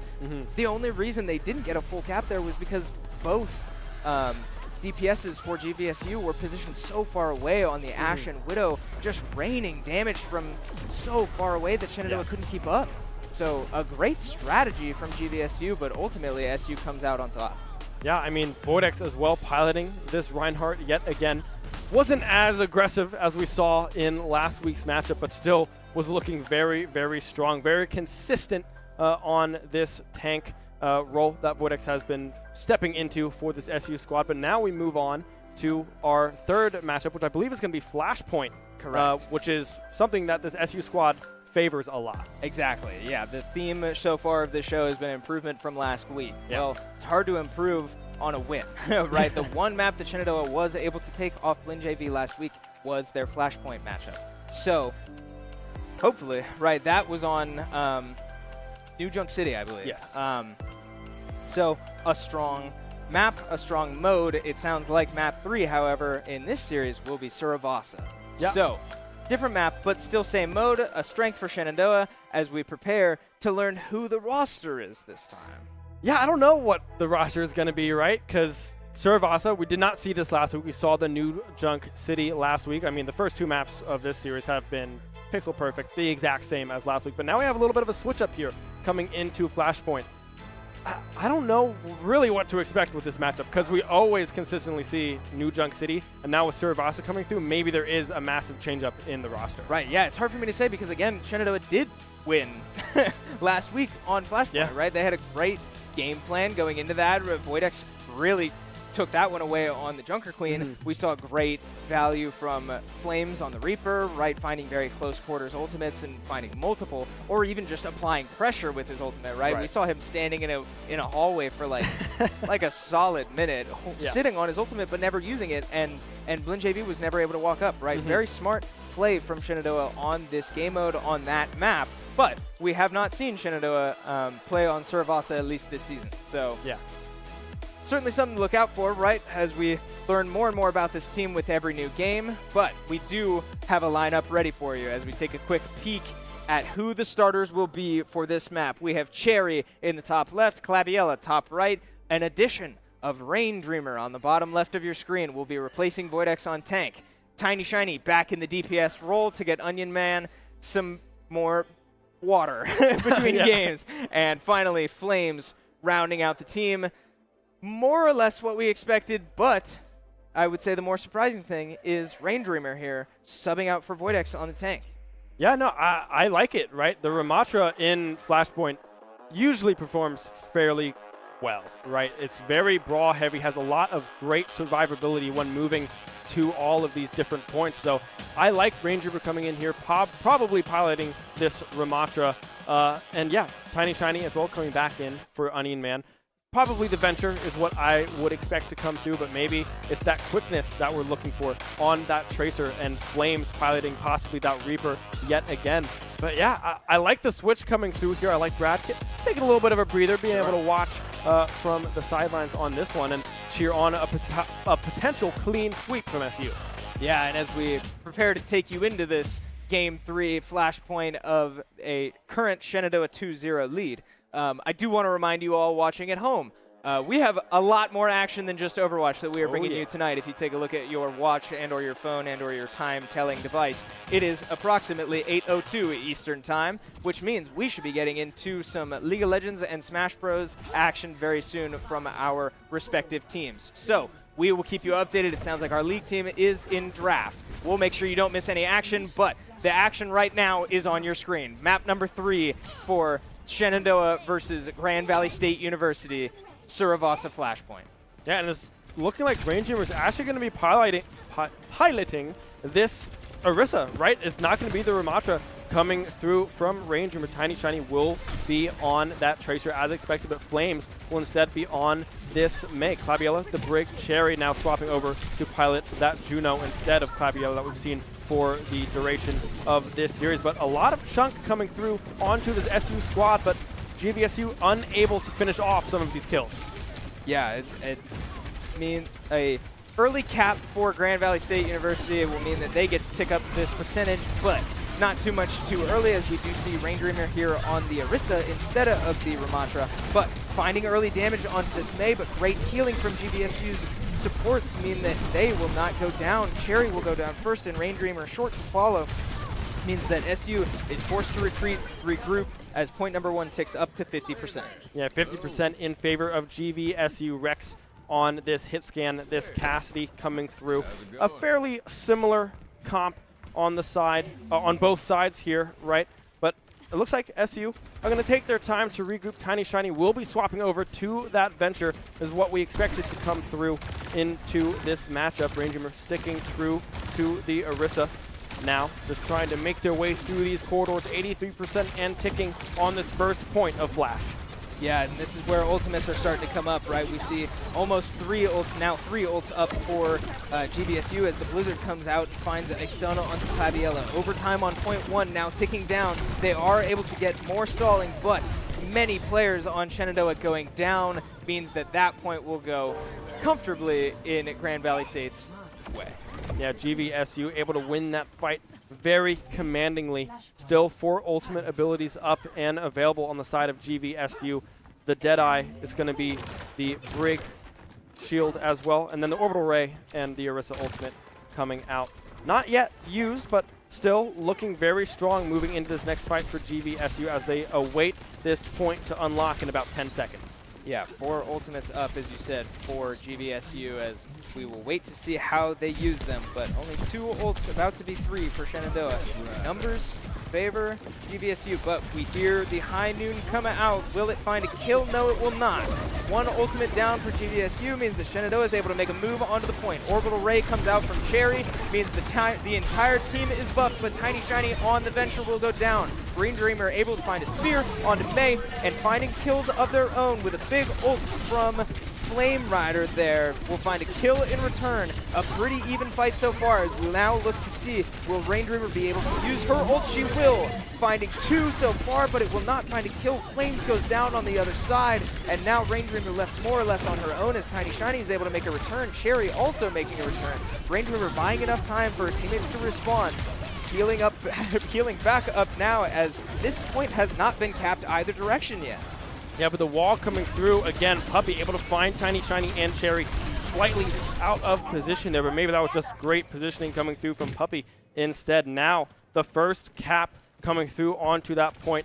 I mean, that was a very long scrap to find that first cap onto this second point. TinyShiny will have her ult up and available. Flames very close to having that Blizzard as well, as now they look to try to approach, try to get some chip damage from afar. And GVSU try to find yet another strong defense. Puppy, pivotably, does have that Blizzard up and available. Yeah, and I wasn't keeping exact track, but it really does feel like almost everybody, if not everybody, used their ultimate at some point in that, and the early ults now have their ult back. But TinyShiny looking for an early engage. Raindreamer finds the angle and finds the first kill. Raindreamer not even using her ult yet, doesn't quite need it, as Shenandoah finding all the kills right now. GVSU losing 4, about to be 5, and a quick team wipe, only losing 1, will mean that Shenandoah takes quick control of this point and starts taking some percentage of their own. Yeah, I mean, Flames finding a beautiful Blizzard, able to find multiple members going down on the side of GVSU. Rex does have that Deadeye back up and available. Flame Rider as well with the Orisa ultimate poised and ready to go. Solid with the Orbital Ray up and ready to go as well. Cherry just unlocking her own. But yeah, they got to watch these flank angles coming through from Flame Rider. If she's able to get into this backside and use this ult, which it looks like they will be doing, won't be able to find the kills. Clabiella will fall. Orbital Ray coming down as well from Cherry, trying to play from afar, trying to keep the DPSs alive. Flames just barely living, will finally go down. Ranger, the last one standing, but will have to just retreat. Walled off, however, will go down. GVSU able to retake the point. Yeah, likely 2 points now going toward GVSU as they will move to point number 3, and Shenandoah opting to give that one up and not make one final push. Probably couldn't make it in time even if they did. So, smart decision there from Shenandoah to start their rotation early, potentially get ahead of GVSU on this 3rd point, get their setup, and play the point how they want. Yeah, I mean, 2 points to 0 in this flashpoint. It's going to be match point for this flashpoint. There we go. I got that one out of there. TinyShiny. That's a tongue twister. Swapping over to this Echo as well. Maybe trying to find some more consistent damage, some range as well. Flames going down. Puppy able to find that one. May on May. I mean, GVSU looking very strong, poised again to find these angles, find these fights. But now you can see SU just retreating, waiting for Flames to come back alive and regroup for another push. Yeah, and ults certainly favor GVSU as well, and because not only do they have 3 ults, they're big ults, right? Orbital Ray up and ready for GVSU will mean that Shenandoah is going to play into a disadvantaged team, or play as a disadvantaged team, but able to take control so far, moving up as a team. GVSU a little caught off guard by that one and forced to just retreat, but looking to play for their own retake. As you look up to the scoreboard, we see all 5 players standing on the point for Shenandoah, right? Clumped up, playing close range, waiting for what I believe will be a large range rimmer ult. We will see it as they look to move up here through the speed of Juno. A big Blizzard will find 1, maybe 2, as Orisa goes immune for now. Cassidy gets stunned and will go down. TinyShiny, oh, excuse me, Juno is the one to go down there. Cassidy gets out with his life, 2% away from an ultimate, but kills coming back the opposite direction. Flame Rider finding 3, could be 4 here soon, and an ultimate still available. A very, very clean fight from Grand Valley State there to retake the point smoothly. Yeah, Cherry now coming off of respawn. They will be able to get a lot more touches, honestly. There's only 35% and ticking on the side of GVSU. But Ranger still holding on to the ultimate. TinyShiny will have the duplicate, and Cherry will have that orbital ray to come through as well. No ults on the side of Flames or Clabiella, but frankly, I think they can win with just those 3. They have to be mindful of this Deadeye, however, knowing where Rex is positioned to not lose any of their backline members. Now the ult coming through, Ranger going down. Not going down, but dropping the spear instead. Clabiella will be the one to fall. The duplicate will be used. Finally, it will be onto the Juno. Won't be able to find much success with that one. Cherry, the last one standing, but will finally fall. A clean team kill coming through from GVSU, and life still for the Lakers. Yeah, absolutely. A very, very stark contrast from what we've seen, frankly, this whole series, right? A strong showing from GVSU to bounce back and take what we described as Shenandoah's mode, right? Yeah. Flashpoint was our comfort place last week, but dropping that one on Saravasa will mean that this series goes 2-1, and we will now move to push. Yeah, I mean, push is next up on the agenda here for SU. They looked pretty good on it last week. The B team able to, I believe they took the win on push, or at least it was very, very close on push last week for both of these squads. So, yeah, I don't know really what to expect, because we've seen a lot of switches coming through on these rosters. So now it's kind of just a toss-up. Does Rain Dreamer stay in? Do we swap back into Voidex? Do we go into OnionMan? Does Protein Shake finally see the light of day on this hit scan, on this Soldier Ashe and Widowmaker? So I don't know. There's a lot of angles to really look at here. Yeah, I really am biased probably a little bit towards Protein Shake. I know that this is an incredible player. And after watching Puppy just terrorize on Right. Kings Row, even though it did not amount to a win. Push does seem like a mode where that type of playstyle would thrive, but clearly Shenandoah has other successful playstyles, right? It's not worth going against where you're comfortable just for the sake of, doing what works on paper. So Right. truly, only the people with the headsets sitting behind us can know what's best for the team, and we trust that they will make the right decision. But whatever that decision is, we will be sure to let you know as we wrap up these replays from Map 2, and now have a 2-1 series going into Game 4. Yeah, and GVSU in that map 3 as well looked super strong, right? They did not really drop that point. Maybe just a handful of times on some recontests when SU had some ultimate advantages. But when it was an even playing field, GVSU just went for it and rolled, right? They were able to get a lot of momentum, finding a lot of these angles specifically onto Flames on this Mei. The Mei being down that wall, that survivability tool that Mei provides, missing in a lot of these exchanges really hurt SU. Yeah, and it's also worth mentioning that at least last week, Push was described as one of SU's weaker game modes. They did end up losing the series on it. However, that push was extremely close, as was the nature of all of last week. So we will take you into game shortly, but once again, as I mentioned at the start of that game, or if you're new here, hello. My name is Chris. This is Ben. We have so many games to bring you here, and it's going to be a great time. As we show you at the bottom of our screen, it's 8 p.m., which means we are getting into 2 other games at the same time. 2 other titles, being League of Legends and Smash Bros. And as we show you here, draft for game number 1 is complete for the League of Legends Academy team. Yeah, Enchanters are back. If yes, they are. You were curious. It's not engaged supports. It's now it's going to be the Lulu and the Seraphine coming through. It'll be quite interesting. It's going to be a Seraphine ADC as well, which I like. I like it when Seraphine can get a lot more aggressive because I feel like she does a pretty substantial amount of damage, pretty deceivingly as well. And then having that engage with Leona on that red side is very strong. But as we look over on the SU side, we see some switch-ups here. It looks like it's going to be Galaxy Bird in for support here. Empro is jungling? Question mark? So probably not. I don't believe that's correct. Yeah. We did have some roster swaps, or I guess roster movement on the League of Legends team as well, right? Not just Overwatch has subs. Tripophobia in the top lane last week looked pretty solid, admittedly, and we talked a little bit about Tripophobia is a relatively new player and showing a lot of promise, and especially on that Mordekaiser pick. So good to see him back there.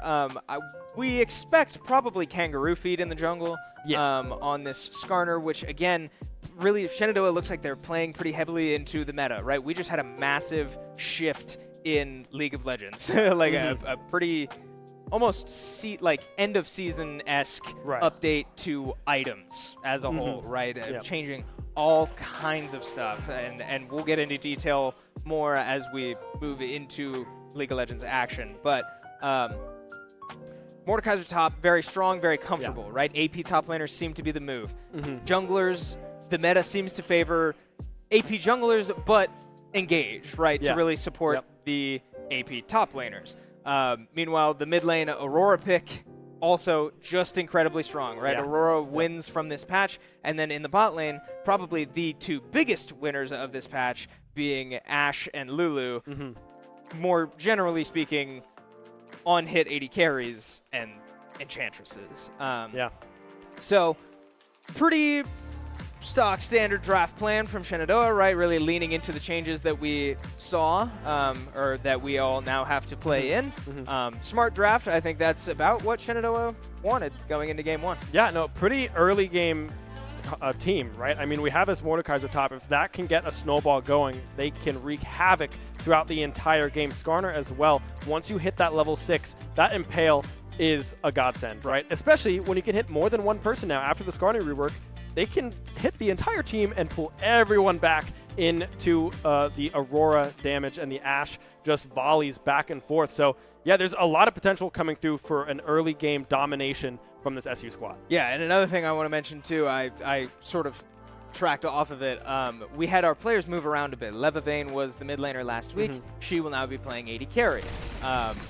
as we now take you into the Overwatch action. I will bring you back and explain more League of Legends when we have it. But we said at the start of the show, and we'll continue to tell you that you will not miss any of the action here. We will keep you updated on all of the games going on. But for now, Overwatch is on your screen. Overwatch is what we're going to talk about. TinyShiny finding an early kill onto Rex with the melee to finish the job means that now let's also take a look at the roster here for Overwatch. Protein Shake making his appearance as we hoped, dreamed, and I talked quite a bit about making the Widow be a presence for Shenandoah. Yeah, I mean, Protein Shake indeed. Is going to be Flames on the bench this time. Voidex subbing in as well on this D.Va.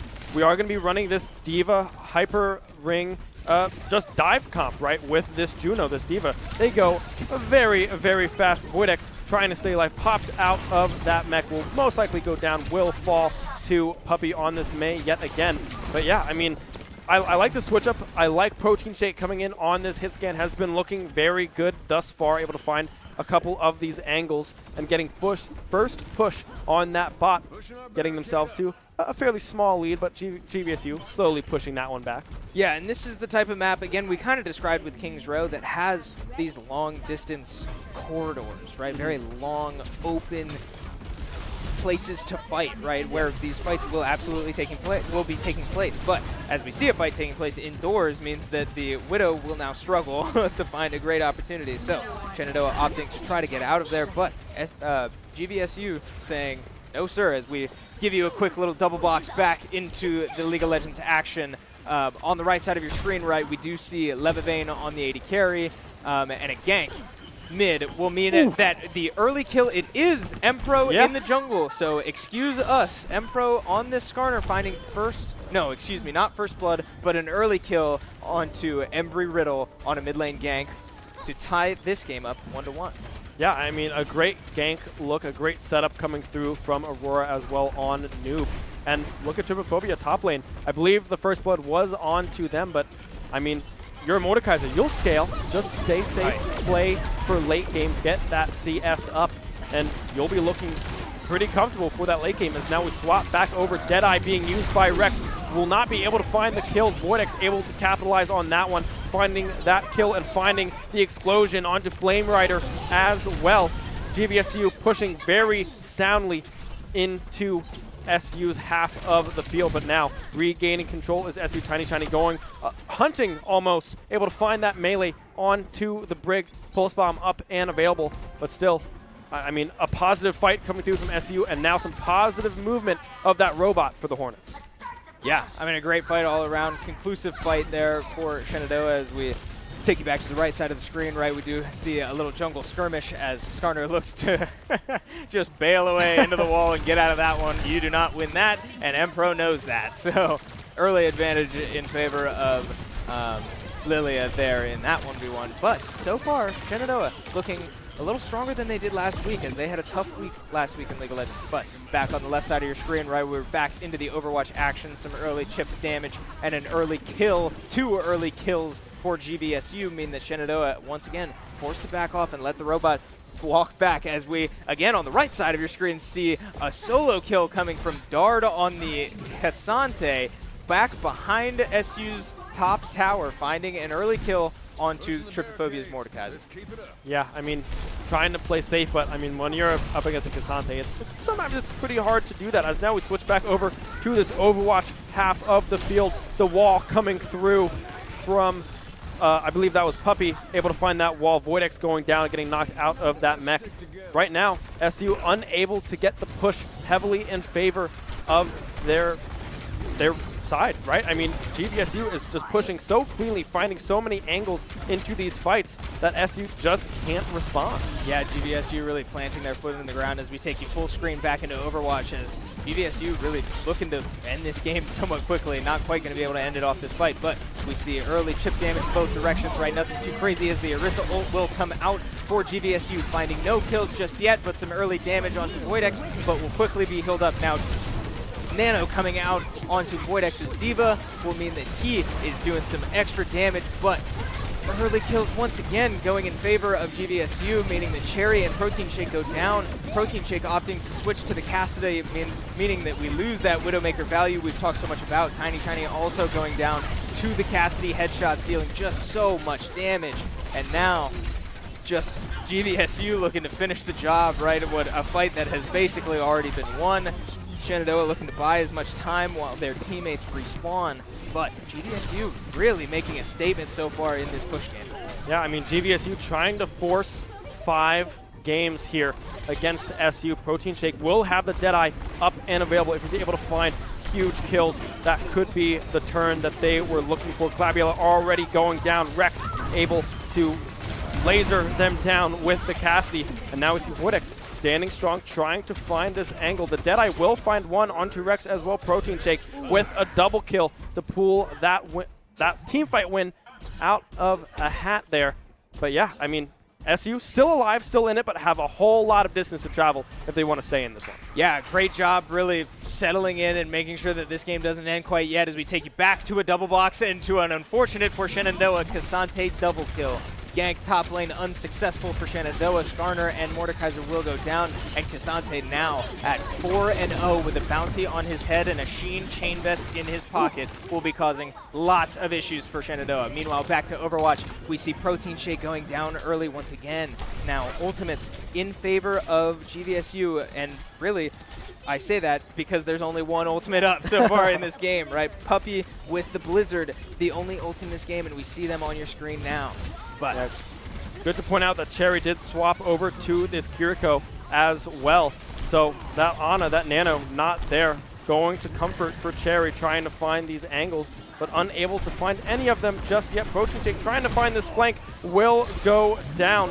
Rex able to find that one as we look down towards the bot side in this League of Legends matchup. The ult coming through, but the Wild Growth will be able to keep Levavane alive for the time being. But yeah, back to Overwatch, right? I mean, fights back and forth. SU trying to stay alive. Pulse Bomb tossed out.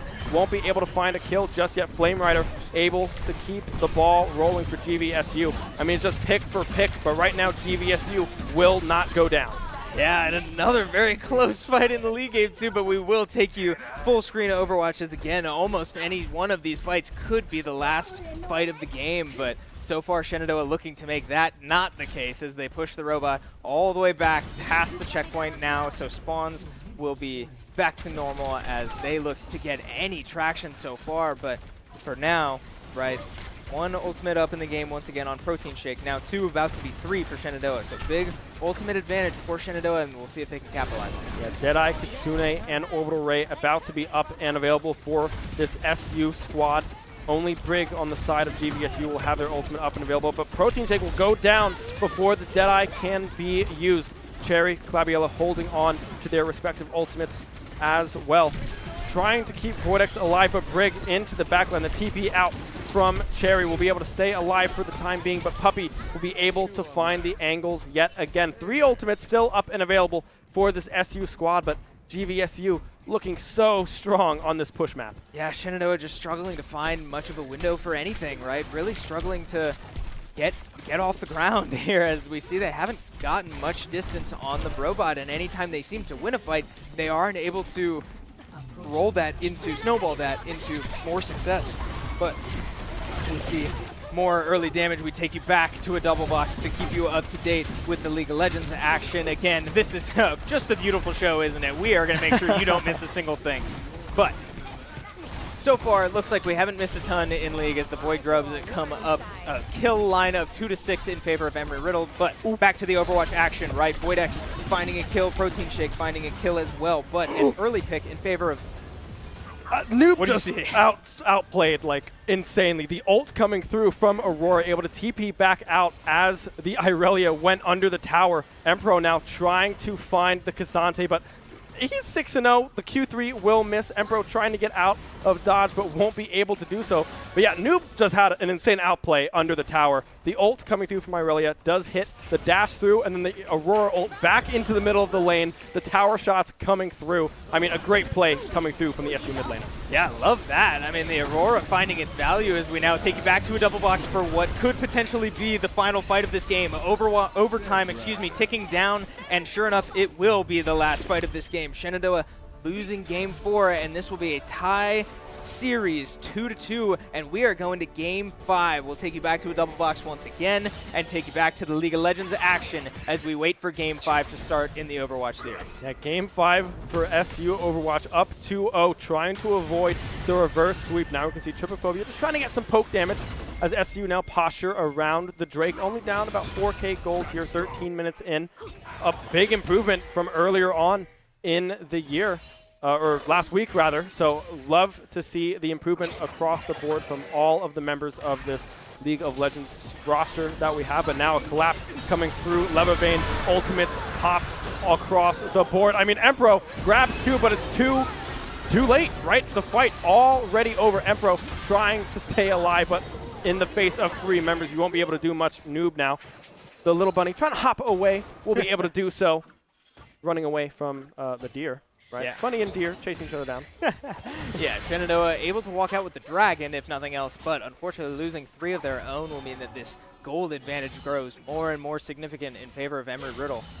This Cassante finding himself with 700 gold as Aurelia looks for a dive mid lane, but the Aurora ult will come down and flash away as a little more damage than was probably expected means Noob has to use his summoner spell to save his life, and Aurelia finding a lot of damage as we now move to bot lane and find a Leona dive. A great E from the Leona. Zenith Blade to engage under tower, start tanking, and secure that kill onto Levavane. Yeah, Levavane just trying to stay alive right now, but a great dive coming through Empro now, trying to force them off of that tower, catch a little bit of this XP.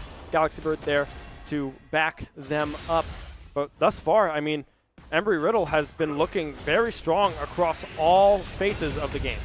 Yeah, now we look top lane to what is potentially the scariest part of this map for Shenandoah, right? A 7-0, 700 bounty, 120 CS, level 11 Cassante. I mean, that was a long list of adjectives that are problems for Shenandoah, but we'll see if they're able. I mean, Shenandoah has a lot of CC, right? With this Lulu polymorph, Ashe arrow, Skarner, everything, right? There's so many ways to attempt to lock down this Cassante. But Cassante as a character is just extremely hard to kill, right? This is going to cause a lot of pain for Shenandoah in a lot of ways. But to say that they don't have answers would just be wrong. Yeah, I mean, we can already see the Death Realm coming out from Mordekaiser. The tower will go down, and now it's just a 1v1. Tripophobia flashing away. The Q3 will miss. Empro now in to save the day. It's a 2v1. They might be able to find the kill. The all-out will come through. Tripophobia going so low. The Q3 goes the opposite direction. The flash in, able to find that one. Empro just barely too late with the Impale. Maybe we'll be able to find the kill. We'll be able to do so. I mean, the Skarner getting a whole lot of gold. That's a 1k gold shutdown. But Tripophobia tried so hard to stay alive. But man, that Cassante is large. Yeah, good looks, but as we now look at Empro looking to move toward the scuttle, finds a Lilia, but unsuspecting to the Lilia is a Lulu sitting in the jungle. Now, the Lilia ult will come down, and the Skarner might go down as well. He sure will. Now, quick way back to base to spend that 1,000 gold he just got, but unfortunately unable to stay on the map now as we look back to the bot lane. But yet another dive. Ashe, Levavane forced to use her cleanse and flash to just survive in the same lane as these two heavy CC presences, as we now see another engage from the Leona. It's layering their CC with a Seraphine ultimate to secure the charm, secure the kill, and we now once again look at this kill line, 15-4 in favor of Embry-Riddle. About 9k gold lead here in favor of Embry-Riddle as well. I mean, Empro almost able to find that kill onto that Lilia. Surprised that the Wild Growth did not come out from the Lulu to try to keep them alive. I believe that one was up at the time, but now we can see Galaxy Bird just trying to push them off of this wave. Has some reinforcements from Empro as well, but Tripophobia a little overextended there. I mean, Lilia able to find the slows, and now with the arrival of the Cassante, won't be able to live a whole lot longer. The kill donated over to Potato Girl. The Lilia now 3-1. Yeah, that one was tough. I didn't see how that started, but it did look like Trypophobia was finding a lot of damage onto that Lilia, but just walking up a little too far, a little too unsafe, and finding a K'Sante standing, waiting for him. And that K'Sante will take quick work of that situation. So, once again, we look top lane to this K'Sante now barreling down, causing pain for Shenandoah, as we said early on, right? That's not going to change, and unfortunately, it doesn't get much better for Shenandoah, right? K'Sante doesn't exactly get weaker as the game goes on, finding these Sheen procs melting through this tower with only one wave, right? Top lane tier 2 will go down in favor of K'Sante, but a 3-mana attempt on this K'Sante's life, excuse me, a 5-mana attempt on this K'Sante's life will mean that he goes all out over the wall, taking Galaxy Bird with him. But here comes the CC I was talking about. They're able to lock him down. K'Sante Q3 finds 3, and he will go down. Noob finding a kill onto K'Sante will mean he has died twice. A big commit. Shenandoah losing elsewhere on the map, but finding a kill onto this K'Sante is big. Now Noob finding a big ult onto the Seraphine, but unable to find more damage with not enough support from the rest of the team, just a little too far away, maybe a little too quick to pull the trigger there from Noob, but still, signs of life from Shenandoah. They did lose some pressure down bot. Aurelia was able to split that whole time, but that was very good team play from Shenandoah. Yeah, and now you got to look at this point. You're down, what, about 11K gold. You need to try to think about what your avenues back into the game is now as Aurelia ults on to the Aurora. Now the dash in. This is going to be a 1v3. The polymorph coming through.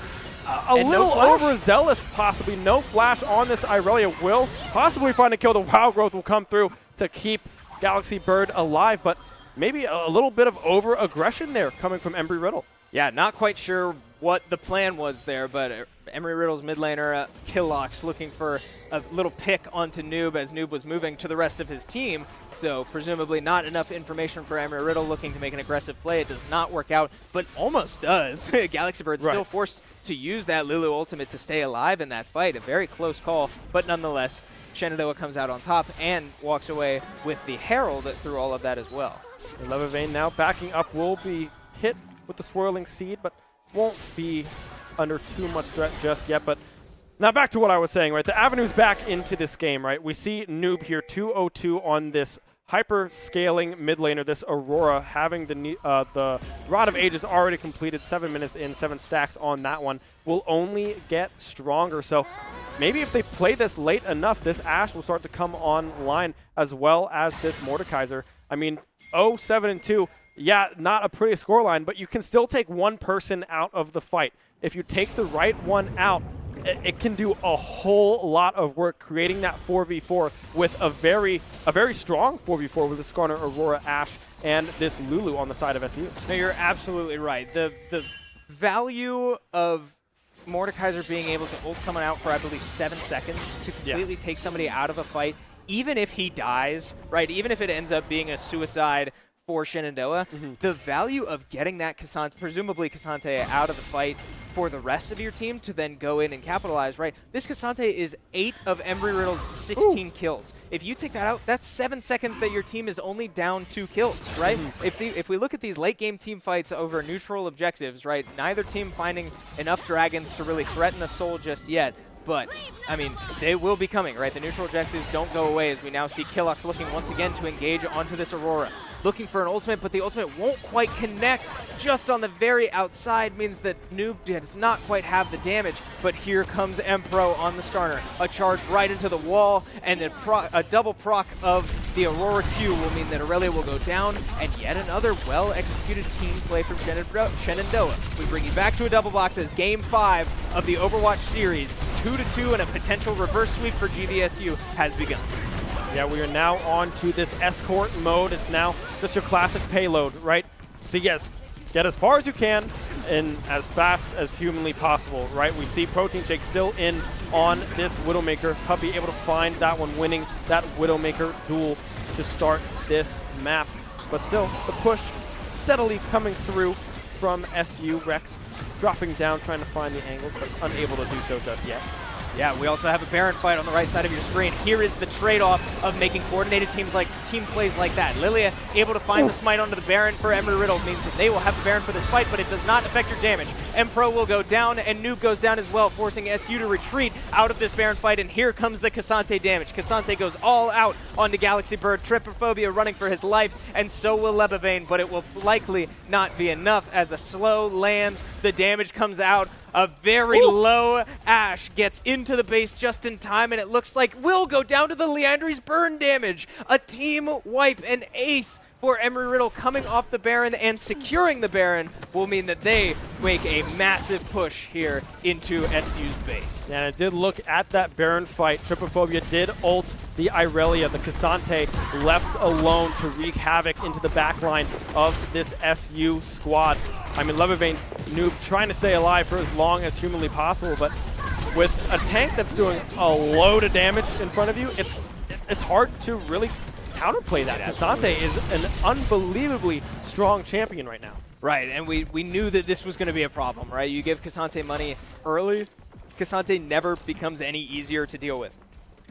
So we will take you back full screen into Overwatch as once again, wow! An incredible shot from Protein Shake to win the Widow duel and find an advantage for Shenandoah. Now the Nano coming down onto Voidex as Voidex goes as hard as he possibly can. GVSU forced to run for their lives as now SU moves comfortably up into the map, forcing the payload up to this checkpoint number 1. Won't quite get it just yet, but Voidex finding a kill onto Rex, and Protein Shake looking for more. The Illari ult will find Protein Shake, and he will go down. A quick pick from the support onto Protein Shake will mean that all those situations I just described for SU are now happening back to them. Voidex mech will go down. Baby Diva running for her life, but finding kills is Voidex, who doesn't need the mech. Rex finding one in return, but Shenandoah running away with that fight and pushing the payload hard. I mean, Voidex still going in, able to find Puppy as well. I mean, it looked like it was disaster to start that fight for SU. Protein Shake going down early to the Illari ultimate, but they were able to turn it right around. So many members on the side of GVSU got so low that they couldn't stick around and fight as we now go back to the double box. Yes, we see another attempt on this K'Sante's life, but this time he's got teammates. And Aurora ult will come out. The Skarner looked for the engage, but was immediately held still by K'Sante's unstoppableness as Dard finds the final kill, final blow onto Mpro, and the rest of Shenandoah will fall in quick succession. Galaxy Bird living at half health, escaping, but unfortunately the rest of the team has left the support to defend the base all by her little Yordle self. Both Nexus towers will go down, and it certainly looks like Game 1 is heading Embry-Riddle's way. 25-7 and a 15K gold deficit. But some impressive team play from Shenandoah means that they are not out of this series just yet. Yeah, and there was a lot of positive stuff in this game number 1, right? As they will try to find the low Yordle, won't go down. Game 1 over to Embry-Riddle as we now hop back into the Overwatch action. SU moving. Yeah, all the way up to the second checkpoint in the amount of time that last League of Legends teamfight took place. Shenandoah is clicking right now on this map 5 right when they need it, right? Cherry finding a pick onto the other support, right? Support gapped to the fullest. SU finding the wins, finding their damage, which means they are up to 4 ultimates, right? SU has all ultimates except for the rally from Clabiella. Now Protein Shake will go down though. Puppy wins that Widow duel, and now that is 1 of 4 ultimates down. Thankfully, one of the less impactful ones in a team fight setting, but numbers are numbers, right? Protein Shake goes down, will respawn now, but still, SU just looking to put this one away as fast as possible. Yeah, Flame Rider as well, swapping over to this Winston, this dive potential coming in, maybe trying to hunt down Protein Shake to prevent this hit scan Widow from just taking everybody out. Voidex getting aggressive. Rex going down low, won't fall just yet. The Cassidy will finally, in the end, go down. Voidex able to find 2 on this backside. The nuke coming out as well. Won't be able to find anything as we have a little bit of a glitch on our screen there, but unable to find kills with that ultimate is Voidex, but still Protein Shake from afar raining down the damage. Flame Rider goes down. Pulse Bomb as well will go out and find a kill. I mean, everyone on SU still alive, but GVSU just falling one by one. The delay, the stagger, but the contest still coming through. Not just yet. We'll finally be able to find that full cap for SU on their first push. That looked so good from SU, right? That was everything that we were not seeing from the last 2 maps that GVSU was able to take off SU, right? In the push and the flashpoint. Gorgeous team play and great play from Protein Shake. Yeah, like here come the Widow fights, right? We see the Widow coming back out for Puppey, so now we do have a clash of Widows, and I believe they went even, at least for as much as this game was on our screen.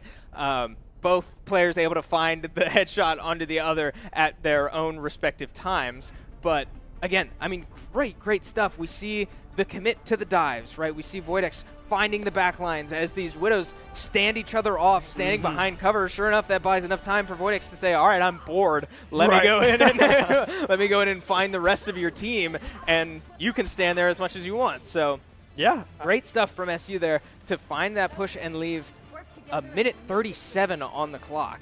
Yeah, I mean, still a lot of time to be used if GVSU does come back and find this full cap. We do see a little bit of swapping on the side of GVSU. Rex now going back over to this Widowmaker, but we do have a Kiriko coming through and Flame Rider as well, sticking with that Winston. But Puppey is going to be on this Tracer instead. Rex will be piloting that Widowmaker. Not often we see Rex on that one. It's been Puppey the majority of the time on this hit scan. So we don't get a tiebreaker, unfortunately, to the 1-in-1 series of Widow duels. But stay tuned. We might have more as the series goes on. But for now, Protein Shake looking for a large jump into the air, trying to find that win, but will not get it. Now Rex looking for one of his own, but finds himself just a little too far ahead as Voidex is able to capitalize on that. But meanwhile, Flame Rider finding the exact same thing, diving onto Protein Shake in the back and finding a pick of his own, meaning that both Widowmakers are down. Flame Rider looking for a little extra credit here, racking up the ultimate percentage. Probably won't find a kill here, but Puppey Puncher does find a kill onto Voidex, meaning Shenandoah forced to retreat once again.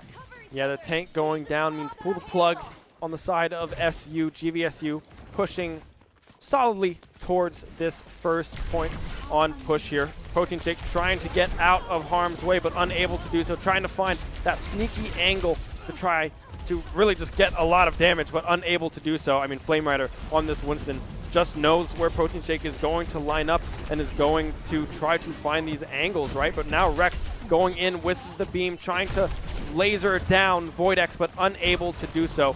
The Diva staying alive as we see TinyShiny in the backside solid, able to find that one with a swift kick to the face. But now the fight ensues, back and forth, kills Protein Shake on this Ashe. My goodness, 3 members down on the side of GVSU, but still somehow in control of this fight. Yeah, I mean, this fight has been all over the place, right? We talked about how commanding Shenandoah was able to get that first push when they were on offense, but GVSU doing it right back to him so far, as 4.5 minutes still left on this clock as they hit checkpoint 1. Flame Rider looking for more. We do see Protein Shake switching off the Widow, and I think I like that move, right? He was getting sniffed out at every opportunity, and Flame Rider was all over it. Meanwhile, we see some fighting underground. Protein Shake goes down again to Flame Rider, and the Ashe changed not quite enough to save him from that one, but caught a little out of position means Flame Rider finds another one onto Clabiella, and SU just needs to regroup, calm down, settle in, and play as a team. Yeah, and we can see Rex as well swapping off of that other hit scan onto Soldier 76 now. No Widows left in the game. Only one sniper remains, and it's going to be the Ana. Never mind, we just swapped off of it onto the Juno. So, well, I guess Ashe is still in the game. Ashe, we have one long-range sniper still left in the game. But, yeah, I mean, so far, GVSU has been pushing fairly steadily right now. The Kitsune up and available will finally get popped. The Kiriko will go down. Voidex tanking a whole lot of damage, trying to find this Juno. Isn't able to do so just yet. We'll be able to chase that one down, but Puppey in the backside, the pulse bomb, able to find one, and then finding Clabiella as well. Rex able to run through the backside of the team. TinyShiny still alive, still able to find some angles, finding some kills, and now Protein Shake back off of respawn with help from Voidex, able to win the fight in the long run. Yeah, way to bounce back on that one from what was a pretty back and forth but looked relatively GVSU favored fight. Ultimately, Shenandoah gets their respawns off and is able to buy enough time for their teammates to come back and finish the job. So we move back once again to yet another fight. 3 minutes left on the clock.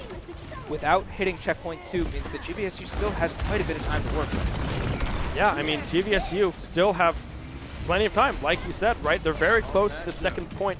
Only still have 3 minutes left to go. Voidex going in, trying to find the primaling Flame Rider, but won't be able to do so. Clabiella going down. Puppy as well, finding Cherry in the backside. Voidex trying to do as much as he possibly can, but now popped out of that mech. There's not a whole lot you can do as Baby Diva. Kiriko supplying the heals. Everyone staying alive on the side of GVSU. Yeah, man, this Winston, this Flame Rider Winston is a problem for Shenandoah, right? He is finding so much value diving onto the carries or the DPSs, excuse me, of Shenandoah and able to take them out so quickly and without much pushback. I mean, like, obviously Shenandoah is doing as much damage as they can, but this Winston is not going down, and especially with a primal, he's definitely not going to go down in that situation. So tough break, as Voidex was the only one able to find a kill in that last fight, as the rest of the team would go down to the Winston, as we now see Puppy looking for anything on this Tracer, able to recall back up, but will fall off, means that Protein now has the height advantage. Meanwhile, on the point, we do see kills coming from Shenandoah. All of that distraction elsewhere means that Shenandoah able to take a fight of their own and win the fight of their own. 3 minutes left on this point, though, so Shenandoah looking to buy as much time as they can. Yeah, Solid does have that orbital ray up and available. Puppy with the pulse bomb as well. Rex about to have that Deadeye, but still on the side of SU. Voidex with the ultimate on Diva. TinyShiny as well with the pulse bomb will be used. Won't be able to find any kills with that one, but now we can see Voidex going into this backline, trying to find Solid, unable to track that one and follow that to perfection. But I love the aggression coming through, and now in this close range, Rex able to find so many kills. It's a 3-piece right out of the gate. Voidex able to find the return kill, but Flame Rider, the Baby Diva, is found. I mean, SU, they tried to find this backline dive, tried to find that Juno, but Rex had a different idea. Yeah, and Voidex, unfortunately, using his ultimate there, his bomb as he goes down and not finding anything from it, means that's another ultimate down for SU as they make this final push. Orbital Ray comes out for Grand Valley State, but a lot of damage, Bastion damage from Protein Shake means that GVSU is down one of their supports. Protein Shake will go down in trade, however. TinyShiny finding one of her own, but once again, trades flying both directions. Even fight so far, but what has been the theme of this game? Flame Rider coming out on top. He finds multiple kills. Puppy Punter able to finish the job, and GVSU pushes that one all the way with 1:52 left on the clock. So a statement response from Grand Valley State. Yeah, and Flame Rider is just going all out right now on this Winston. This is something we saw last week. I believe there was a switch on the Winston in our first matchup, and we didn't have a response to it, right? And thus far, it's not looking like we have one. I mean, Flame Rider able to find these backline targets so cleanly, so easily, that a lot of the damage is just taken out of the fight really early on. Right, and it will be interesting to see, right? We saw a strategy work for SU on offense. They employed more or less the same strategy on defense, and it did not work at all, right? We saw Protein Shake getting caught out time and time again on the Widow, right? That looked so good when SU was on offense, but just didn't translate to the other side of the game. So we'll see the adaptations that come out for both squads as now SU finds themselves back on offense. Protein Shake back on the Widow. Tiny sitting on Symmetra, but we obviously expect that to not last as everything else looking relatively stock standard. Yeah, I mean, on the side of GVSU, nothing is changing. Now we go back into kind of this tiebreaker, right? We got 1:37 on the side of SU to go as far as humanly possible. That does include potential overtime if they are touching when that timer strikes 0. And on the side of GVSU, when they have their attack opportunity, they're going to have 1:52 seconds on the timer, plus that overtime potential to come through. So yeah, I mean, Protein Shake up in the air, trying to find a quick pick, trying to find some damage, but unable to find anyone just yet back onto this Widowmaker. Yeah, so far Protein Shake only finding himself a face full of tank, so not a ton of damage out there. As now Rex looks for a bit of an angle on his own on this hit scan, looking for some headshot damage, right? Nothing too crazy just yet, as now these teams stall out, but the beauty of sudden death means that both of these teams, well, more specifically Shenandoah in this case, needs to make a move soon. They only have 55 seconds to push this as fast as they can, but with Clabiella going down early and now Protein Shake quick to follow, Shenandoah down 2, now down 1 with Clabiella respawning means that time is ticking for Shenandoah to try to get an advantage here. Yeah, Puppy getting low, but able to recall, get a lot of that health back. They tried to find Flame Rider early on in that early skirmish, but weren't able to close the deal. Flame Rider again getting very low, around 30% HP on this Winston, but unable to secure the kills just yet. Voidex on the D.Va going in, trying to get this poke damage, force people off of the point with 15 seconds left. SU have to touch and have to really continue this push as Rex is able to find an early pick onto Cherry. Right, and we have to remember the goal is to not push this card all the way down. It's just to get it as far as you can. So Shenandoah will look to touch here. Clabiella finding and forcing overtime for now, but all the bodies are dropping for Shenandoah. 3 down, about to be 4 as the mech goes down and Voidex is quick to follow. Shenandoah, I'm sure, would have liked to get more out of that, but it will not matter if they are able to defend against GVSU's offense. Yeah, unable to just get that ball rolling on that offensive side of this overtime. In map number 5, mind you, we're tied 2-2 in this Overwatch scoreline. The winner of this overtime, whether it be a hold to come through from SU or a smooth, clean push from GVSU, will decide the winner of this series. But yeah, I mean, this is really just kind of a toss-up, right? Pretty relatively similar timelines in this overtime. A minute 52 here for GVSU to try to find, well, just push it forward more, further. Okay, hang on. Push it further than SU did. There we go. Well done. Yeah, I mean, you said it. This is it, right? This is it for both squads. We have seen Shenandoah come out on top for early, right? Commanding game 1, close game 2, and then a close game 3 and game 4 going the other direction, right? This series has been extremely close. Shenandoah played in an extremely close series last week as well. So this is going to be a test of character, right? Yeah. This team is being put through some serious adversity here, but if they're able to come out on top, this will be huge for the Shenandoah squad. Game 5, overtime, sudden death. Here we go. This is it, Ben. Yeah, everything staying the same for GVSU. We do see Voidex, however, swapping over to this Winston as well. Protein Shake ditching the Widowmaker. It's going to be the Soldier 76 instead. Already looking pretty good, able to find some good chip damage onto Solid and onto Rex, but unable to find those kills just yet. Now it's Winston v. Winston. Dropping down now is Flame Rider trying to stay alive, but now the dive coming through. This is why you pick this Winston, to try to find these angles. But TinyShiny losing out on the 1v1. Puppy able to find that Tracer win. Yeah, and GVSU has gotten so much distance already, right?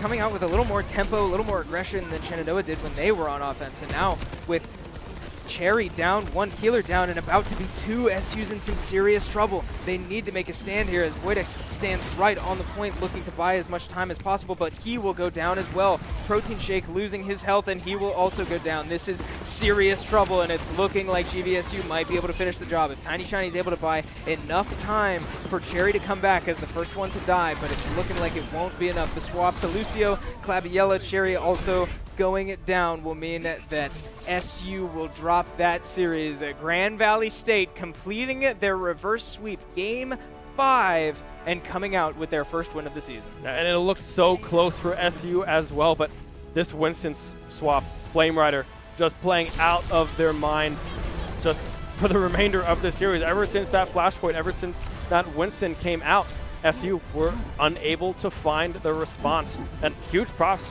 to all the members of GVSU, able to stay cool, calm, collected, down 0-2, able to bring this one back for a reverse sweep. Yeah, heartbreak on the faces of Shenandoah's players on your screen here as we unfortunately dropped to 0-2, right? It's been impressive play from the team as they have had 2 impressive opponents, but unfortunately Shenandoah just unable to finish the job. So, But improvements all around from Shenandoah, right? We saw the addition of many subs and all different types of strategies that worked out. Some did, some didn't. We'll see the changes and adaptations as we move to next week. But unfortunately, that will do it for Shenandoah Overwatch tonight. Yeah, and again, a very strong showing. Props to both sides. I kind of liked the new stuff they did. I did right? too. I mean, having all of these swaps coming through, I mean, it kind of tricks up the opponent as well, right? If nothing else, sure, yeah. it tricks up us figuring out who Right. on earth is going to be playing in these matchups. But no, I liked it a lot. Ranger had a very good showing. Protein Shake as well, staying in for a majority of the pretty much almost the entirety of the rest of the series after that Flashpoint map. Yeah, just playing very, very well. TinyShiny as well, very consistent on that Tracer. And then, of course, the two supports, Clabiella, Cherry as well. OnionMan coming in on that May as well. They've looked pretty strong. They look consistent, and they look like they are steadily improving. I agree. Yeah, and that's all you can ask for over the course of a season, right, is steady improvement over the course of the year, right, and certainly not the opposite. So, yeah, we hope to continue to see that, and be sure if you're just here for Overwatch, we are sorry to see you go, but be sure to tune in next week. But if you're not just here for Overwatch, we have a lot more left to do. We are far from done, all of you watching from home. We have 2 more games. Smash, I believe, is underway and has been while we were covering all that Overwatch action, and we did get to catch that most of Game 1. We got the story of Game 1 from League of Legends. So we are being told that draft has completed for Game 2 of League of Legends. We will get that to you shortly as the teams are getting ready to get into game. We obviously have that 3-minute spectator delay inherent to League of Legends. So we will keep you posted on that. But Shenandoah League unfortunately dropping Game 1, and we will update you with Smash info as we get it. So we have a lot more action. Point being, you don't want to miss it. Stay tuned. We've got plenty more to bring to you. Yeah, and going back kind of to this League of Legends Game 1, right? Empro in at jungle. That's not something that we expected to see, right? Correct. We often see Kangaroo Feet piloting really anything for the jungle. As we now look towards our draft, we're going to be blue side yet again. Or, no, swap that. We are red side. It will be Kangaroo Feet in for SU. Empro will now be supporting Levavane in this bot side.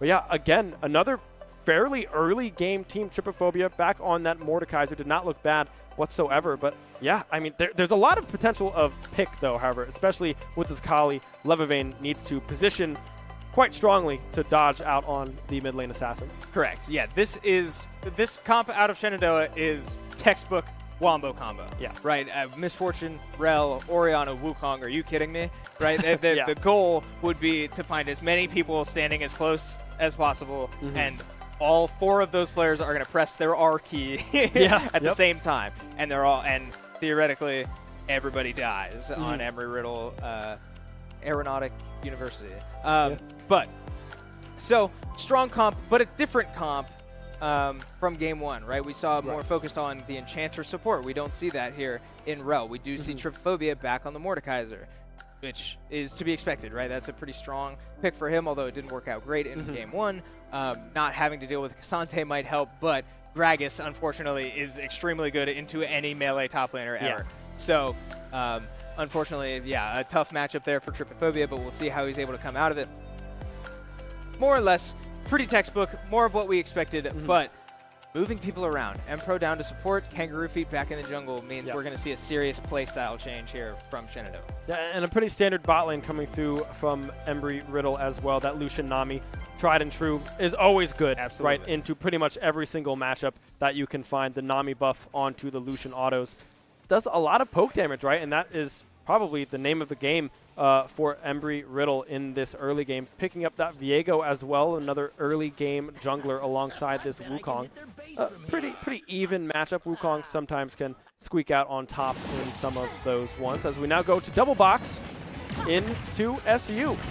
Yes, we have all the action I was talking about, and as we tune into our first Smash action of the night, we do see that Pace University able to take set number 1 off Shenandoah so far, and now, certainly a surprise here is the Igloo Samus, the fabled, the most iconic mix-up I've ever had on the desk. The first time I got jump scared by an Igloo Samus. But the option is smart, right? The ranged to deal with, especially online characters, right? We see Min now coming out for Pace Esports here, as now Igloo will lose his first stock, but an 115% Min causing issues, but they will likely be looking to match each other's range, as Igloo's able to find a down air but not able to convert off of it. So Min fighting once again for control of the neutral stage. Igloo struggling to get in, and such is the nature of Min. Yeah, I mean, Igloo doing a great job trying to play this range. 154% built up onto this Min. Igloo able to put together a nice little edge block coming through. We'll be able to find that ledge again, but the grab coming through will be the stock out of the way as we tune over to the League of Legends. A little bit of some level 1 action, some damage coming through from Embry-Riddle in the bot side. Empro getting poked out on this rel. Yeah, it'll be interesting to keep an eye on these junglers, right? It's hard to say what Shenandoah is really able to do anywhere on the map until they all hit level 6, right? This is the identity of this comp. We see the late game scaling in the Orianna. Misfortune can be a heck of a lane bully, but certainly not enough of a lane bully against Lucian Nami. So it'll be interesting to see how well they're able to fend off the early aggression. But so far, doing it pretty well, keeping up in CS somewhat, not too far behind as they have a full wave in front of them. But meanwhile, back on the left side of your screen, we still see Igloo and this Min player from Pace University duking it out on their second stocks, right? Both up to pretty high percentages. This is a very, very close game so far. Yeah, I mean, we can see Igloo built up to 120%, like you said, very high here. Just trying to find these angles as we tune back over into the League of Legends. The flash away from Lovervein, flash forwards as well from Empro. The shatter coming through, the shattered strike rather, coming through, but nevertheless, able to walk away. Empro now a little overextended. The Viego coming back in, the kill getting donated over to the Lucian. A lot of sums burned on both sides, both 80 carries now. Summoner spellless. Yeah, great engage from Embry-Riddle, but also equally great counter engage from Shenandoah, right? Levavane getting hit by a bubble, but able to flash out to safety meant that Shenandoah had the numbers with Kangaroo Feet moving first, but unable to find that kill, and Empro getting a little too aggressive positioning means that he will go down there, and first blood goes to Embry-Riddle. Meanwhile, back on the left side of your screen, we are in a last stock situation, 7-7 stocks on the night, but Min up to 100%, and this Igloo Samus really finding its value so far, but can't say it's found its value yet until this stock goes down. Yeah, I mean, playing very safe, very fast here. Not racking up a lot of percentage. Min trying to get these poke ranged hits in, but unable to connect with anything just yet. I mean, Igloo playing very patient, very safe here. Taking his time with his stock, not trying to misstep in the slightest. But yeah, just trying to find these aerial approaches is Igloo, but just a great job from Pace Esports, able to find a lot of these blocks. Yeah, and this is textbook Min, right? Just throwing out an absurd amount of hitbox at an incredible range, right? But Igloo doing a good job of just staying patient, waiting for his time, and even if that means getting launched off stage, is able to make his way back. Now, both of these players are up to extremely high percentages, but a dash attack won't quite finish the job, but a neutral B charge shot, not fully charged, mean that this Min is up to 160%, but cannot quite recover, and Igloo will take down the ranged demon of Pace University. Yeah, 7 stocks to 6 now. And we can also see the scoreline of that SU matchup. Pace did win that first set, so SU trying to stay alive here, trying to tie this one up 1-1 as we now look back into some League of Legends action. Trypophobia taking some poke early here against this Gragas, to be expected with that ranged barrel. Yes, we now see an engage in the bot lane as a bubble lands onto Levavane, will mean a lot of Lucian damage coming out. That is the combo with the Nami buff bubbles, onto the Lucian, making that auto attack damage so much stronger. And sure enough, it will be a kill, a second kill for this Embry-Riddle 80 carry. I want to take a moment to point out as well, we see up in the top lane, Embry-Riddle's top laner on this Gragas opting to take an early back and buy a Dark Seal.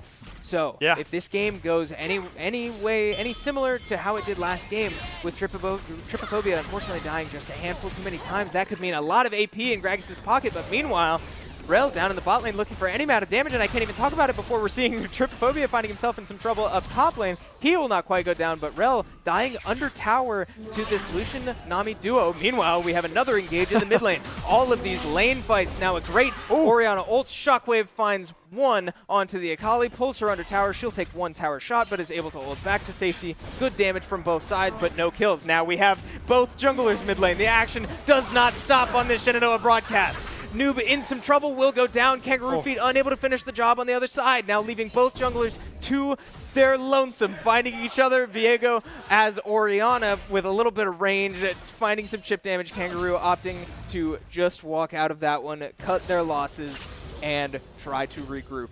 Wow. Yeah, a sad B coming through indeed from Kangaroo Feet, unable to secure the kill onto Killox the Akali in mid. But, I mean, Noob, great shockwave placement, right? Under that tower, able to get some nice chip damage and really force that perfect execution to not be used as an execution, rather as an escape instead. Still, pretty close game, only 2K gold lead in favor of Embry-Riddle, 4-0 the kill scoreline, 3 grubs as well in the back pocket of Embry-Riddle here, but so far a pretty standard game of League of Legends, right? Yeah, and a big difference from game 1, right? We saw all of those early kills going down from Trypophobia and a lot of money going into the Cassante's pocket. But now, it's the other side of the map. We see the Lucian finding a BF Sword and a Caulfield Warhammer early on with Misfortune only able to respond with a Serrated Dirk.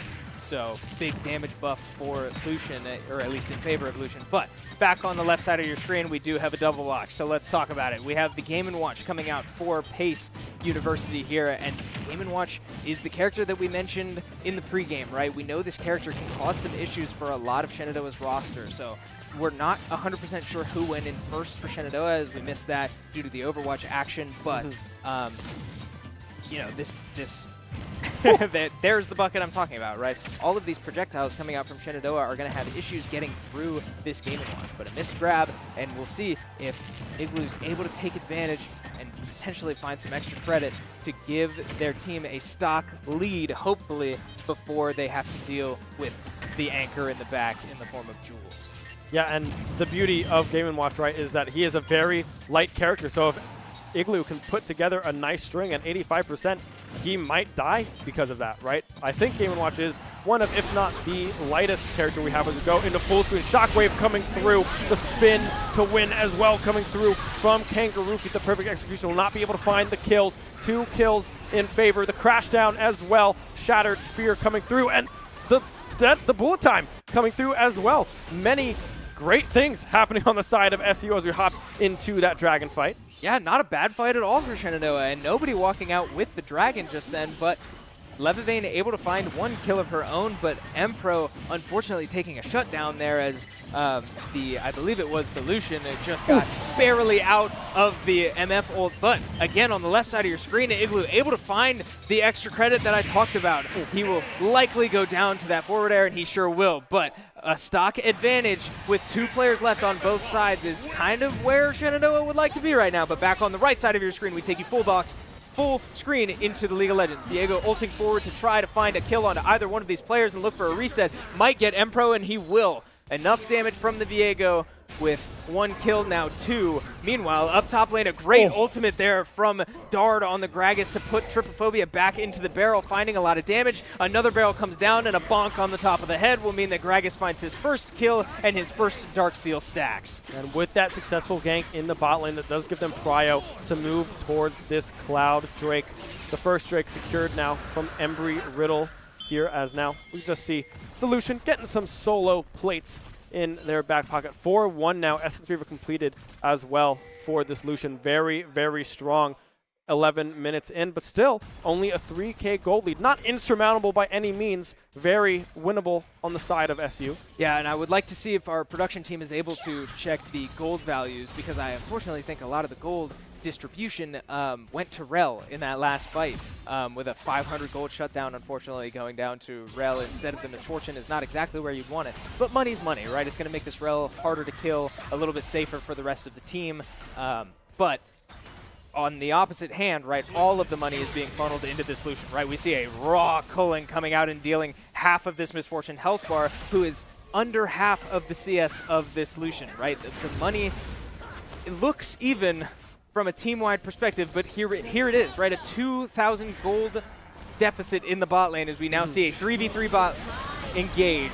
The mid laner for Shenandoah looking to come down, but not enough there as Viego finds the first kill, Akali finds the second, and SU with not many options there. A Hail Mary of a misfortune ult will result in no kills, and unfortunately for Shenandoah, Embry-Riddle walking out with 2 more kills and more money in that Viego's pocket now. Yeah, I mean, Killox is able to come in from that top side blue jungle, and I mean, there's not a whole lot you can do in that situation, right? You're getting poked out, you're running for the hills, and the collapse is already there from Embry-Riddle, specifically with that early poke coming through from that Culling Levivain.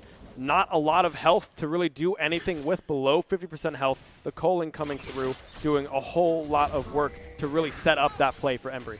Yeah, I mean, smart play, but we now see Kangaroo Feet on these grubs looking to secure as many as possible, but Empro and Kangaroo Feet forced to abandon ship as now we have an engage from Killox on the Akali. Gets promptly Wukong ulted, and now Wukong finds himself up a little too far, but meanwhile, in the Death Realm, Trypophobia in a 1v1 against this Viego, finding a lot of damage onto him, and now forced to flash away. A great time, well-timed Gragas ult to get his Viego out of trouble. Now, Trypophobia finding himself in some danger of his own, but we have fights on both sides of this river. Trypophobia will go down, but meanwhile, Rel finding another kill onto Akali. More money into this Rel's pocket, but kills are kills. 2, 4, and 3 for this Rel.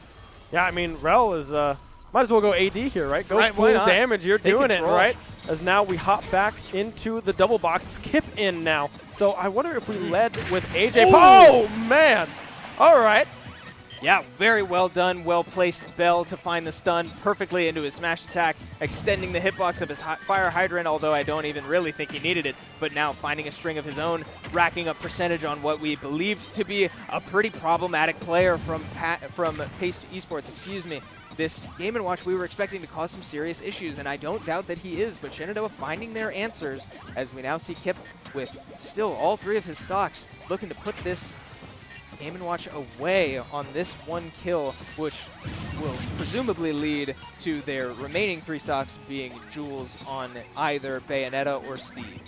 Yeah, I mean, Kipp playing this very well as well. I mean, you would think Game & Watch with the bucket plays very, very well into this Pac-Man, but great patience and great timing coming through from Kipp as well. The side special coming through, able to find those final 2 stocks on the side of Pace as we now enter the double box. Yes, we take you back to the League of Legends actions as a Shockwave on the bot lane finds 2. A little top skirmish, but no kills on either side. Back to the Smash Bros, though. It's not. Oh, never mind. Gragas ult will launch Trypophobia back into a body slam. A lot of damage coming out both ways. Trypophobia is certainly hanging with the damage so far with a completed Rylai's, but the Ludens also finding a lot of value in this. We take you back to mid lane as Lucian finds an engage of his own, and with more Nami buffs and a Viego stun, that is one very dead Rel.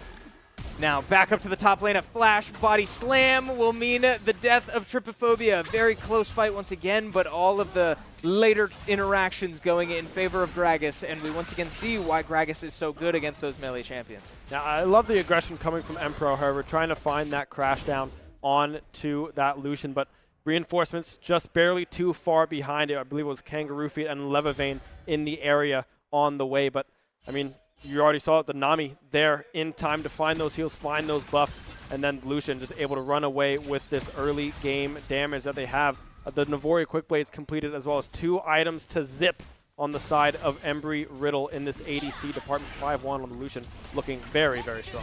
Yeah, we also have a fully stacked Seraph's Embrace for Noob on the Orianna, but we have a Kangaroo flank, and a gank will not result in anything. Now a slowed Empro is in trouble, but a Shockwave finds 2, and that's a lot of damage onto Anami. They are able to secure that one, and a stun into a well-timed ult from Empro means that Lucian will go down finally, but not after a tower shot finishes off the Rel. Meanwhile, Viego says, I'm not done just yet, and is able to find a lot of damage onto this Orianna, looking for a miracle play. Some good dodges in there to buy as much time as possible, but unfortunately not escape with their life. And down the river we go to find an Akali chasing down Kangaroo Feet. Able to secure that one with a completed Storm Surge, and now Levivain forced to run for her life. A predictive Gragas casket will not find where Levavane was walking, but a good look there from Dart to try to capitalize even more on what was already a winning play for Embry-Riddle. Yeah, two TPs invested as well. Dart and Killox TPing into that play, securing the second dragon for Embry-Riddle there. And yeah, Levavane choosing the right path to go down, because if that cask hits, that's a whole lot of damage. So Ludens completed a 3-0 Gragas in this top side. With Darksteel stacks. With the Darksteel stacks, Yep. yeah. 6 stacks on that Darksteel. Gragas is packing a punch right now. I would say so, yeah. This is a full AP Gragas, right? Not a tank item in sight. He is looking to do as much damage as possible to presumably this Misfortune and really whoever else he finds in his way, right? He could, at this rate, right, if the game keeps going in the direction it's going, he could find a barrel, blow up the positioning of what we expect to be the Wombo combo team fight of Shenandoah. They all get spread out. He can pick and choose whoever he wants to engage on, whoever lands closest to them, and absolutely one-shot them. So far, not the trend of the game that Shenandoah was probably hoping to see, but certainly not out of it yet, right? Only a, let's see, 7K gold difference in favor of Embry-Riddle. Certainly not favorable, but Shenandoah has been in worse situations already this year. Yeah, we can already see the swaps coming through. We're about 18 minutes into this game. The mid tier 2 still standing on the side of SU. The bot tier 1 and top tier 1 already taken down, but now we can see Noob in a little bit of trouble here. Killox, the shockwave will come through. Dart with the cask over the top will stop any hope of survival for Noob. They're unable to escape, donating yet another kill to this insanely fed Gragas. Yeah, and that's exactly what we were talking about, right? He's able to just lock you down, and the moment you start to get away, if he hasn't used his ult yet, you're right back in his lap. Yeah. Like, that's going to cause a lot of issues for Shenandoah, and that's unfortunate to see, because that means who do you send to side lane against this Gragas? If he's able to do that to your Orianna, that's going to cause a lot of issues, but we'll get there when we get there, as we see Dart on this Gragas now rotating mid. We have 4 people here for Embry-Riddle making a push toward this tier 2 after just dropping the tier 1 tower instantly. Yeah, SU doing a great job at clearing out that wave there, stopping the push, but still unable to do a whole lot. Jungle camps getting taken on the side of SU. Viego possibly getting caught out here. A flash away will be able to escape, and now we look down towards the bot side. Noob trying to stay alive. Yeah, not quite enough CC onto that Viego to secure him, and now Lucian and Nami able to rotate and get him to safety, but we will take you back to a double box as Shenandoah looks to finish this second set in this series, right? Down 1-0, but having to deal with who we believe to be the best player on Pace University's squad, this Jules Bayonetta. But Kipp off to a very, very strong start so far, looking for a roll read there, running into the Bayonetta, doesn't quite get it. But early damage favoring Shenandoah, right? Kipp is looking very comfortable, settling in, but taking some damage so far as he will get grabbed. But finds a fruit, finds a kill, and again, early leads for Shenandoah. 6-2 now in favor of Shenandoah, right? Kipp is looking very, very good. Yeah, Kipp playing very patiently, waiting for the right moments to strike right now. Bayonetta trying to get the combo underway, but unable to land that aerial attack just yet. But yeah, Kipp is just playing the distance and his space very, very well thus far. Yeah, and that's great to see, because Bayonetta is so mobile, can string you all across the screen. I mean, we all lived through Smash 4, and here is a perfect example. But he won't quite go down. I'm not sure if that was a misplay or just not enough from Pace Esports Bayonetta here, but unable to find that kill. But landing back on the stage, finding a forward smash will put Kipp's first stock down, but still 5 stocks left for Shenandoah, right? This is not a true 1v1. Shenandoah still has a whole player left in reserve, excuse me, that this Bayonetta is going to have to deal with. Yeah, I mean, Kipp, again, playing very patient, right? Able to find these angles, and now the string getting put together. Jules does drop that one. Kipp able to get out of harm's way. The key shielded by Jules, the Bayonetta, trying to find this edge guard. Kipp, however, able to roll up, and now as we pan over to the League of Legends side of things, Embry-Riddle will be securing the Baron, a massive buff, possibly looking to close out the game. Yeah, I mean, that's certainly going to help, right, as they now have their Baron power play, as we call it in the scene. They will look to maximize as much gold advantage as they can as Kipp finds a stun onto the Bayonetta, is not able to connect the up smash, but what does it matter? Able to jump up and finish the kill elsewhere. Now Bayonetta finding this Bayonetta damage, right? What does this character do best? It's exactly what you just watched, but it's looking like it doesn't really matter. Kipp is in his zone right now.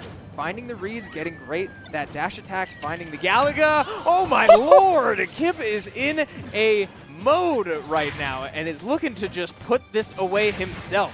But he will catch one more forward smash and go down. 84% remaining on Pace Esports' last stock. Can Kipp put this away, or will we see Shenandoah's one remaining player? We will see, but another stun from Kipp, excuse me, means that no kill just yet. Wow, but shielding the stun and just finding the up smash anyway will mean that Shenandoah takes series number 2. We take you back to the League of Legends action though, as an early kill from this Lucian will take down the 80 carry on the other side. Lucian able to retreat back to the Shadow Realm, emerging Mordekaiser and take him out, and all the way up retreating is the Rel, who will also go down to the Gragas. The Baron power play making itself useful, as now the the deficit is growing. 12,000 gold ahead is Embry-Riddle as they take their 3rd dragon. Yeah, SU trying to contest that dragon fight, trying to prevent the soul point from coming through from Embry-Riddle, but just unable to do so. Embry-Riddle, like you said, 12K ahead thus far. Only about 23 minutes into the game. I mean, this Lucian is a massive problem. The IE completed now. A 16-stack Medjai's on the side of Dard onto this Gragas. There's so many problems on the side of Embry-Riddle that SU, you can't just one-shot all of them.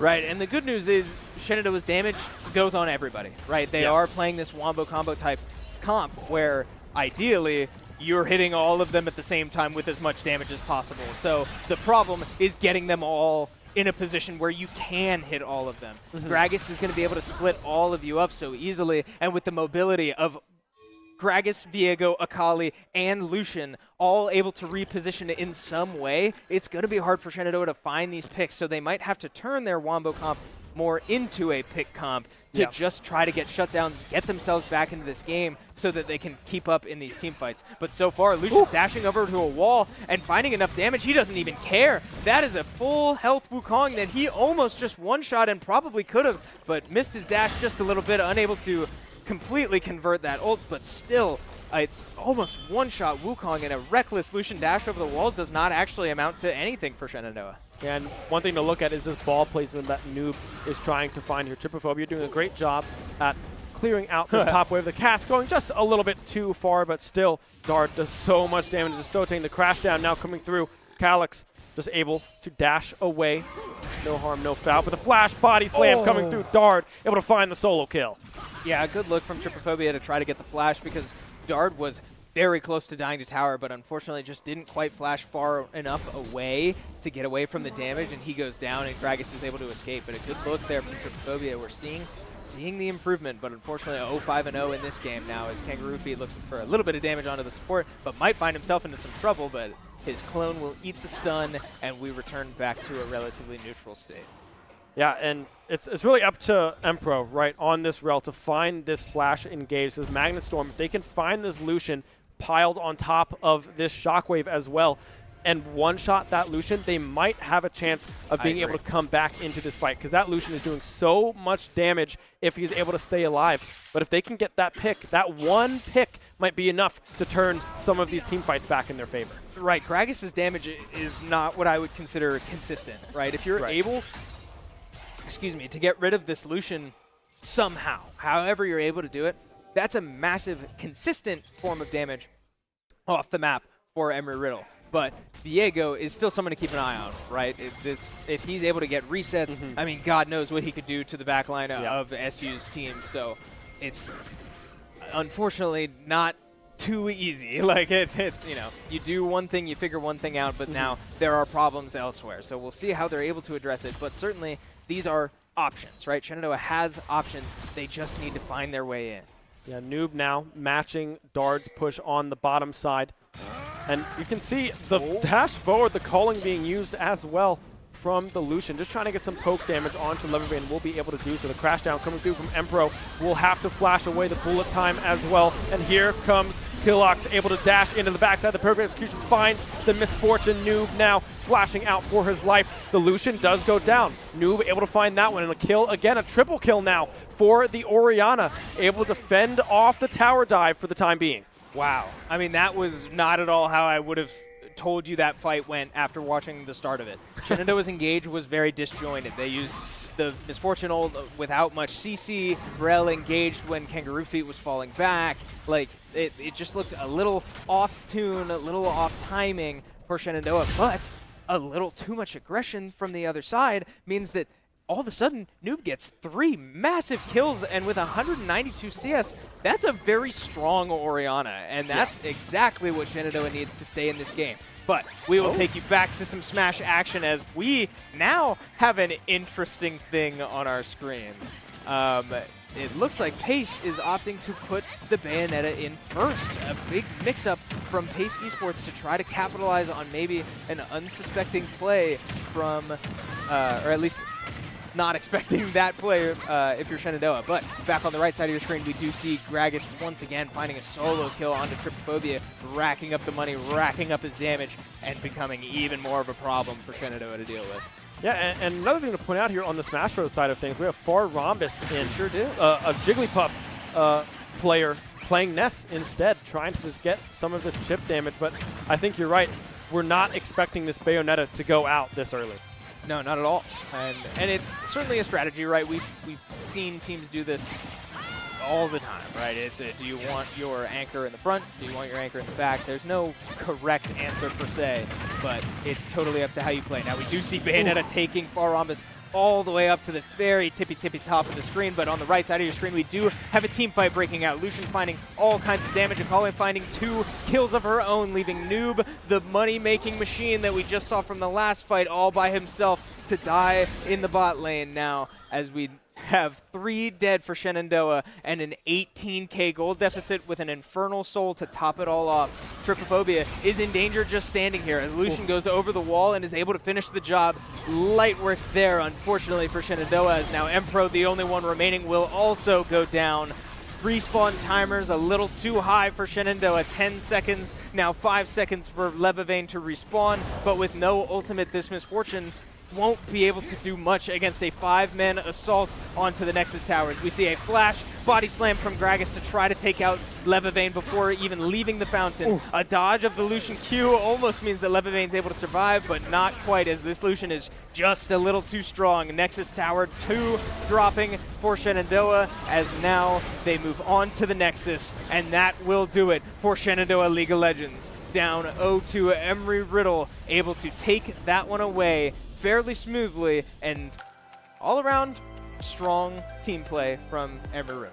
Yeah, I mean, they looked very, very strong, right? That Lucian getting so far ahead early on, especially with that Gragas, that full. I don't think the Gragas died a single time. I think they finished the game 7-0.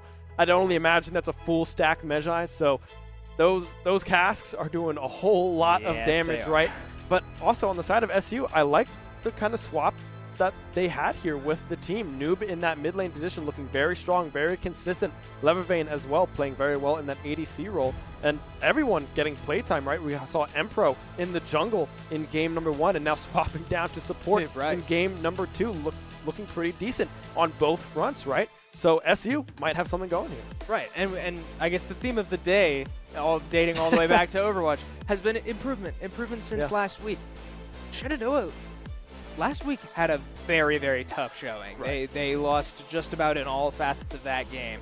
But that game, or this series today, making team plays, making group plays, 5-man plays on that Cassante in game 1. Yep. Rel plays like Jungle ganks, like just all around more cohesive team play from Shenandoah. Looked very promising, so we'll keep an eye on them as their season continues, but that will do it for League of Legends on the day. We take you back to Smash Bros action, as unfortunately Shenandoah finds themselves down 3 stocks. Yeah, we now have Kipp going in on the Pac-Man to try to match and clean up this Bayonetta, who found a clean 3 stock early on against Far Rhombus now. But again, these strings, these aerial strings looking so strong right now from Jules from Pace Esports thus far. And we see smash attack for smash attack coming out for both sides there, but Kipp unfortunately losing out to that one as Bayonetta has her time slow, able to punish with an up smash there as Kipp will lose his first stock. But we did see what Kipp was able to do against this Bayonetta just last series, right? I mean, that was very, very impressive, and if he's able to do that again, that could be huge for Shenandoah, but a little ways away as Bayonetta still with 3 stocks. Kipp just looking for an opening, racking up some percentage, and saving himself with a hydrant there. Yeah, Kipp trying to play this space, not allowing Jules to get these strings put together. However, the catch on the bell, that could have been disastrous, but unable to find the smash was Jules. Now putting together yet another string, a nice spot dodge coming through from Kipp, able to get out of that one.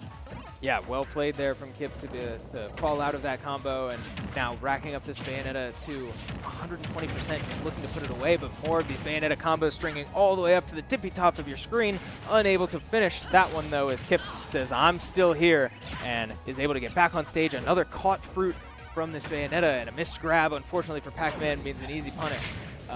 But forward smash onto the fire hydrant. That means a respawn forward smash from Kipp, but unable to finish it there as he looks for an up smash off the stun, but still unable to connect that one.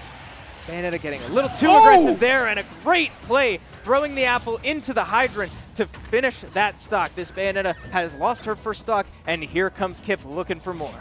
Yeah, Galaga in hand trying to put together that clean combo, but unable to land that one. Able to get out of the aerial combo again from this Bayonetta. Sliding in, trying to find that grab, farming up some fruit. Playing patient yet again. 128 built up on this second stock. The slow, however, will go through the up smash. Will connect. Kipp now down to his last stock. Yeah, this Bayonetta is playing very patient, and it's impressive to see, right? We're seeing this Bayonetta basically stand still at times, waiting for the opportunity to get in slow time and find take advantage. But so far, Kipp on his last stock now. Bayonetta up to 60%. Kipp forced to recover through the bullets, but is able to get there, finds a grab, racking up damage, looking for anything, but again, more of these Bayonetta combos. Finding Kipp all the way at the top of the screen once again. But a great raw forward smash, a great read there to try to put away this Bayonetta, but one more great smash attack the other direction will put Kipp away, and now 6 stocks remaining, but this Bayonetta down to only 1 stock on who we believe to be Pace's best player. Yeah, this Bayonetta finally down to the 1 stock, like you said. It was Kipp and Far Rhombus, the first 2 players going in for SU, losing their stocks to this Bayonetta. But like you said, this is what we believe to be Pace Esports' most powerful player, right? Correct. Their best player on the squad. So once this Bayonetta is out of the way, we still have, I mean, we have Igloo and we have Willy potentially Presumably. coming through Yeah. as well, would be the assumption to be our anchor in this matchup. So we have 2 very, very strong players left remaining. And right now, the big hurdle is getting through this Bayonetta and then most likely Future's Game & Watch. Correct. Yeah, we do need to... Shenandoah needs to find a way to put out this fire now. Yeah. Because while you're down 10 to 6 stocks, and on paper, right, to those of us who may not know Smash as well, that certainly doesn't look great. Right. But you got to look beyond the numbers. You got to read between the lines here and understand that if you're Shenandoah here, you're not in a terrible spot. Mm-hmm. If you're able to take out this Bayonetta now and use that momentum to take out any players left, right? We know there's a Min in there. We know that there's a Game & Watch in there. We missed the previous matchups due to the other games and all the action we've had on stream today, but we know that even last week, Pace played a Steve and a Sephiroth, right? We have all these characters, but the problem, the with the capital T problem for Shenandoah so far is this Bayonetta. Yeah. With 1 stock remaining, if they're able to put that away, you're not too upset with where you're at if you're SU. Yeah, no, for sure. I mean, if they can get through this 1 stock and then have a very good showing coming through later on, I mean, they're definitely not out of this set just yet. And it does look like it's going to be Willy coming in 3rd for SU here on this carry. Yeah, I like it. Yeah, we got to show you as you saw our player cam there. It is Willy in the hot seat on this Terry, looking to take one stock without hopefully losing any of his own. So we'll see if he's able to do it. But Willy also, who we believe to be like our anchor, right? And it's now in some trouble, up to 89%, finding himself again at the top of the screen. But now he's got that go meter. But another combo from this Bayonetta will mean that he is all the way dead. 2 stocks remaining for Willy, and only 16% onto this Bayonetta means she can keep comboing. All of these hitboxes coming out for this character, taking Willy all across the stage, but one little opening could mean that Willy is able to take a stock, right? A missed smash attack like that will find a spike and find this Bayonetta off stage. Parry, but unable to capitalize too much there, as now Willy finds himself in a combo string again, up to 100% up to the top of the screen, but go meter has been achieved. 2 more moves in this Terry's moveset. A good get-up attack from Willy to capitalize on that, and the Power Geyser catches the jump. Well done there from Willy, but he will lose one of his stocks. So 2 stocks remaining for Willy, 5 stocks remaining for Shenandoah, but 3 players left for Pace University. Yeah, it's going to be a close one. I mean, Willy definitely kicking himself a little bit from losing that first stock, but hey, it happens, right? Brush it off, move on to the next one. We're through the Bayonetta. The Bayonetta is gone. Now we're expecting this Min, this Game & Watch, and I'm not sure what the last player played, or maybe it just came in a little bit later. Yeah, we're not entirely sure. But yeah, so. Yeah, we know that last week they played, they have Sephiroth.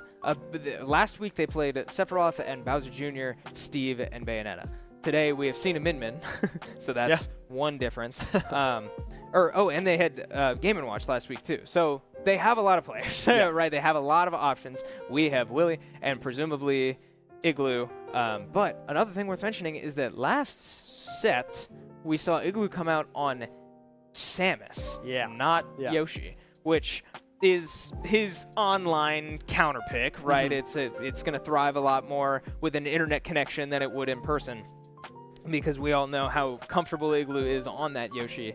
But an interesting pick. You know, we unfortunately haven't been able to keep up with all of the storylines of this series, so we can't break down why that may have happened. But it worked, right? He was able to take out the Min. That was 9 stocks to 9 stocks. Oh yeah. And Igloo Samus just won that outright.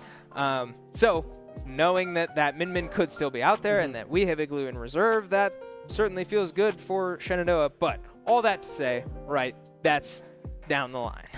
Right now, the hot seat is Willy, with 2 stocks remaining and 3 players ahead of him. Doesn't need to do it all himself, but not exactly comfortable for Shenandoah. Right, yeah, and with the matchups, like what we have left from what we know, I'd expect to probably see something like this Min to come out to combat this close-range Terry. I know Terry does do fairly well into some of these ranged matchups. That's why Willy kind of tends to pull Terry out in these long-range matchups. Definitely, though, still one of those Shoto characters. Needs to be up close in person. And it will be, instead, the Sephiroth coming through for Pace Esports. A little bit more range with that very, very long sword that he wields. Yeah, this will be interesting to me because Sephiroth is one of the lightest characters in the game. So he's going to die at low percentages to Terry, right? Terry has great kill confirms and does not exactly struggle to launch you off the map. So Sephiroth is going to get hit pretty hard in this matchup. But yeah, can he space with all of these sword slashes, right? Forward airs and neutral airs, side Bs and all that, right? Can he keep the distance between Willy and himself? But so far, Willy looking for a spike, unable to connect, and thought he had the rising tackle, but was not able to get that one. Now he does have a mark on him. Sephiroth looking for the Octo Slash, I believe is what that's called, but not quite able to confirm off the down tilt, but he does recover and gets caught on a jump to an up smash. Sephiroth with that massive hitbox is able to put Willy's second stock away. Yeah, Willy now just trying to confirm this first stock. Might be able to do it with that one, not just yet. The reflex coming through as well. Willy just able to dash around, play the space that is required to dodge all these Sephiroth long-range attacks. But as I say that, we can see them putting together a few strings of their own. Yeah, and that was Sephiroth's comeback mechanic. Sephiroth, when he is considered losing at a somewhat undisclosed, like uncalculatable percentage, gets his extra wing, which means he gets an extra jump, but his smash attacks have super armor. As we see Willy able to get the 2-frame dash attack and confirm that kill, but yeah, something to keep in mind. But also, I guess, as I'm talking about Sephiroth's comeback mechanic, he loses it when he dies. So, but, oh, wow, okay. I thought that might have killed. Another up smash connects onto Willy, but it will not be enough. Looking for the Buster Wolf. It will get shielded, but again, comeback mechanics across the board. Terry with this go meter, looking for the damage, right? Jab, jab, power dunk, the truest of combos in this game, but a good back air will unfortunately mean Willy goes down, and now Shenandoah with 8 stocks ahead of them is left with 1 player. Yeah, it's down to 1, right? We've seen this before, right? It's definitely hard to come back, but this team has come back from this deficit before. Most recently, I'm going to bring it up again, Game Mason. Why not? Yeah. Right? Willy was down 3 stocks to 8 and took all of them. He did. Right? To win the series. Now it won't be Igloo in the seat. The expectation here is that it is going to be Igloo, most likely on this Samus. Looked very good on it in that last set. Was able to take multiple stocks and expected to hopefully carry them through to victory with this one. Yeah, and we do see Igloo sitting in the hot seat there on your screen as he prepares to load into what will be the end of this series either direction, right? This is Shenandoah's last line of defense. Whether he takes 8 stocks or gets knocked out here will be the end of this series, tied 1-1. So, tall order, but like you said, we've seen it done before. Not necessarily by this player, not necessarily by this character. Right. And last set, we saw Igloo against the Min win, but lose 2 stocks, right? That was still very close, although he did win outright. So, a tall order, right? I cannot sugarcoat that at all. Pace is in a great position to put Shenandoah away, but 1 player left in the way means that Pace cannot look too far ahead. 8 stocks remaining and 1 player to go. Yeah, up to Igloo now, already getting the ball rolling. 42% built up already with this Samus.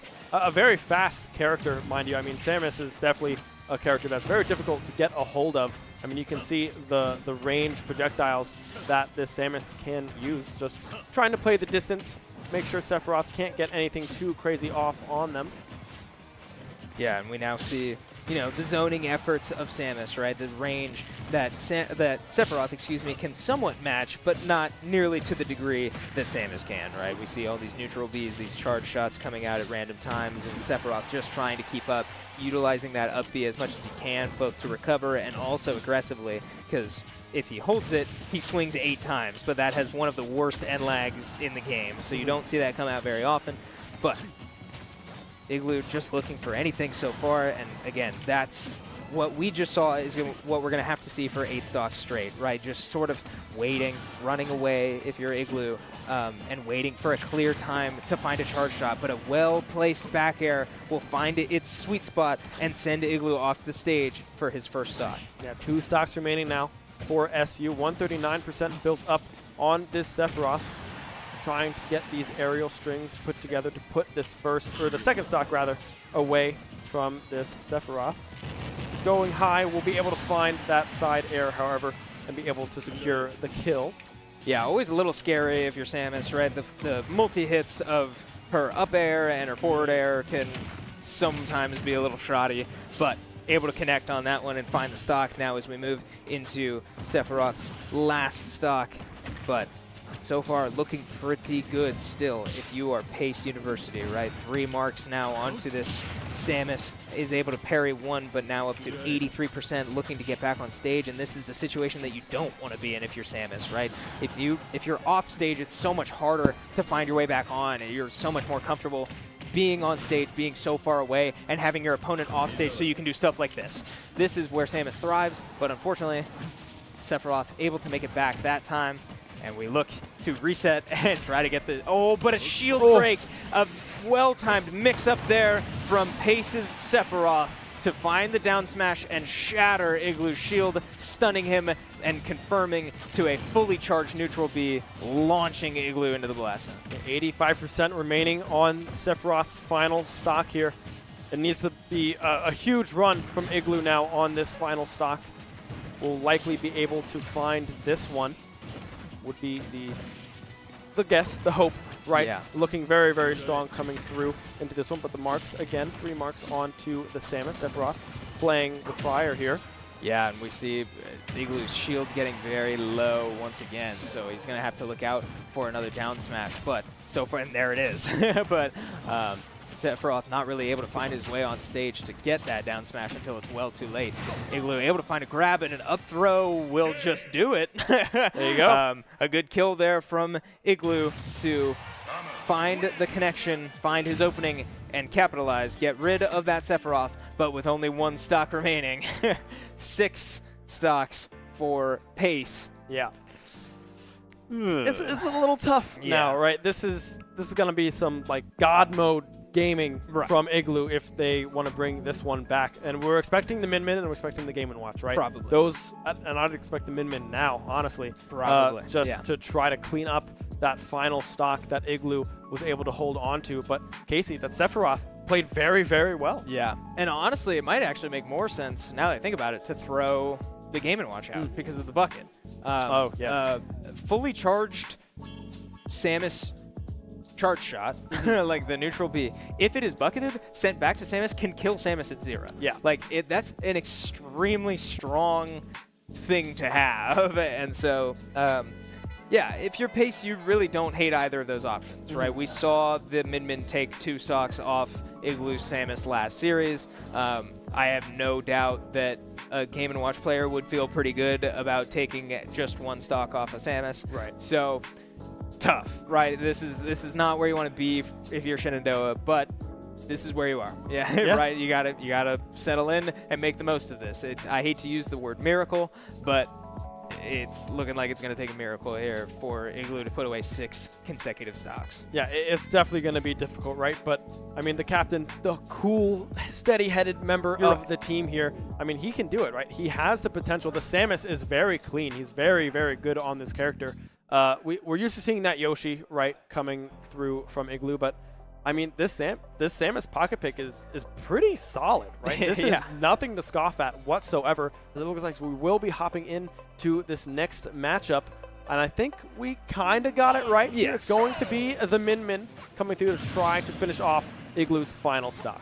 Yeah, and again, I don't hate this at all, right? I don't think you could really go wrong if you're Pace between those 2 options. So Min-Min it is, and we see now trying to contest the range that Samus feels so comfortable in. And here's Exhibit A, right? Able to find all of these connections now. Samus did still have her jump and is able to capitalize. Igloo looking for 2 down airs there, just trying to get early, somewhat gimmicky kills, but that's what you have to look for in situations like these. A charge shot comes out, won't quite connect, but now Igloo up to 85% and in a little bit of trouble. Now looking to get a little bit more in the Min-Min's face, because that's kind of what you have to do against this character. But Min-Min, with a reflect of her own, is able to send the charge shot back to Samus and get her up to 130% now. Up off the top of the screen, but not quite dead, as a down air into back air. Great combo there, but Igloo unfortunately going just a little too far off stage and is unable to bounce back.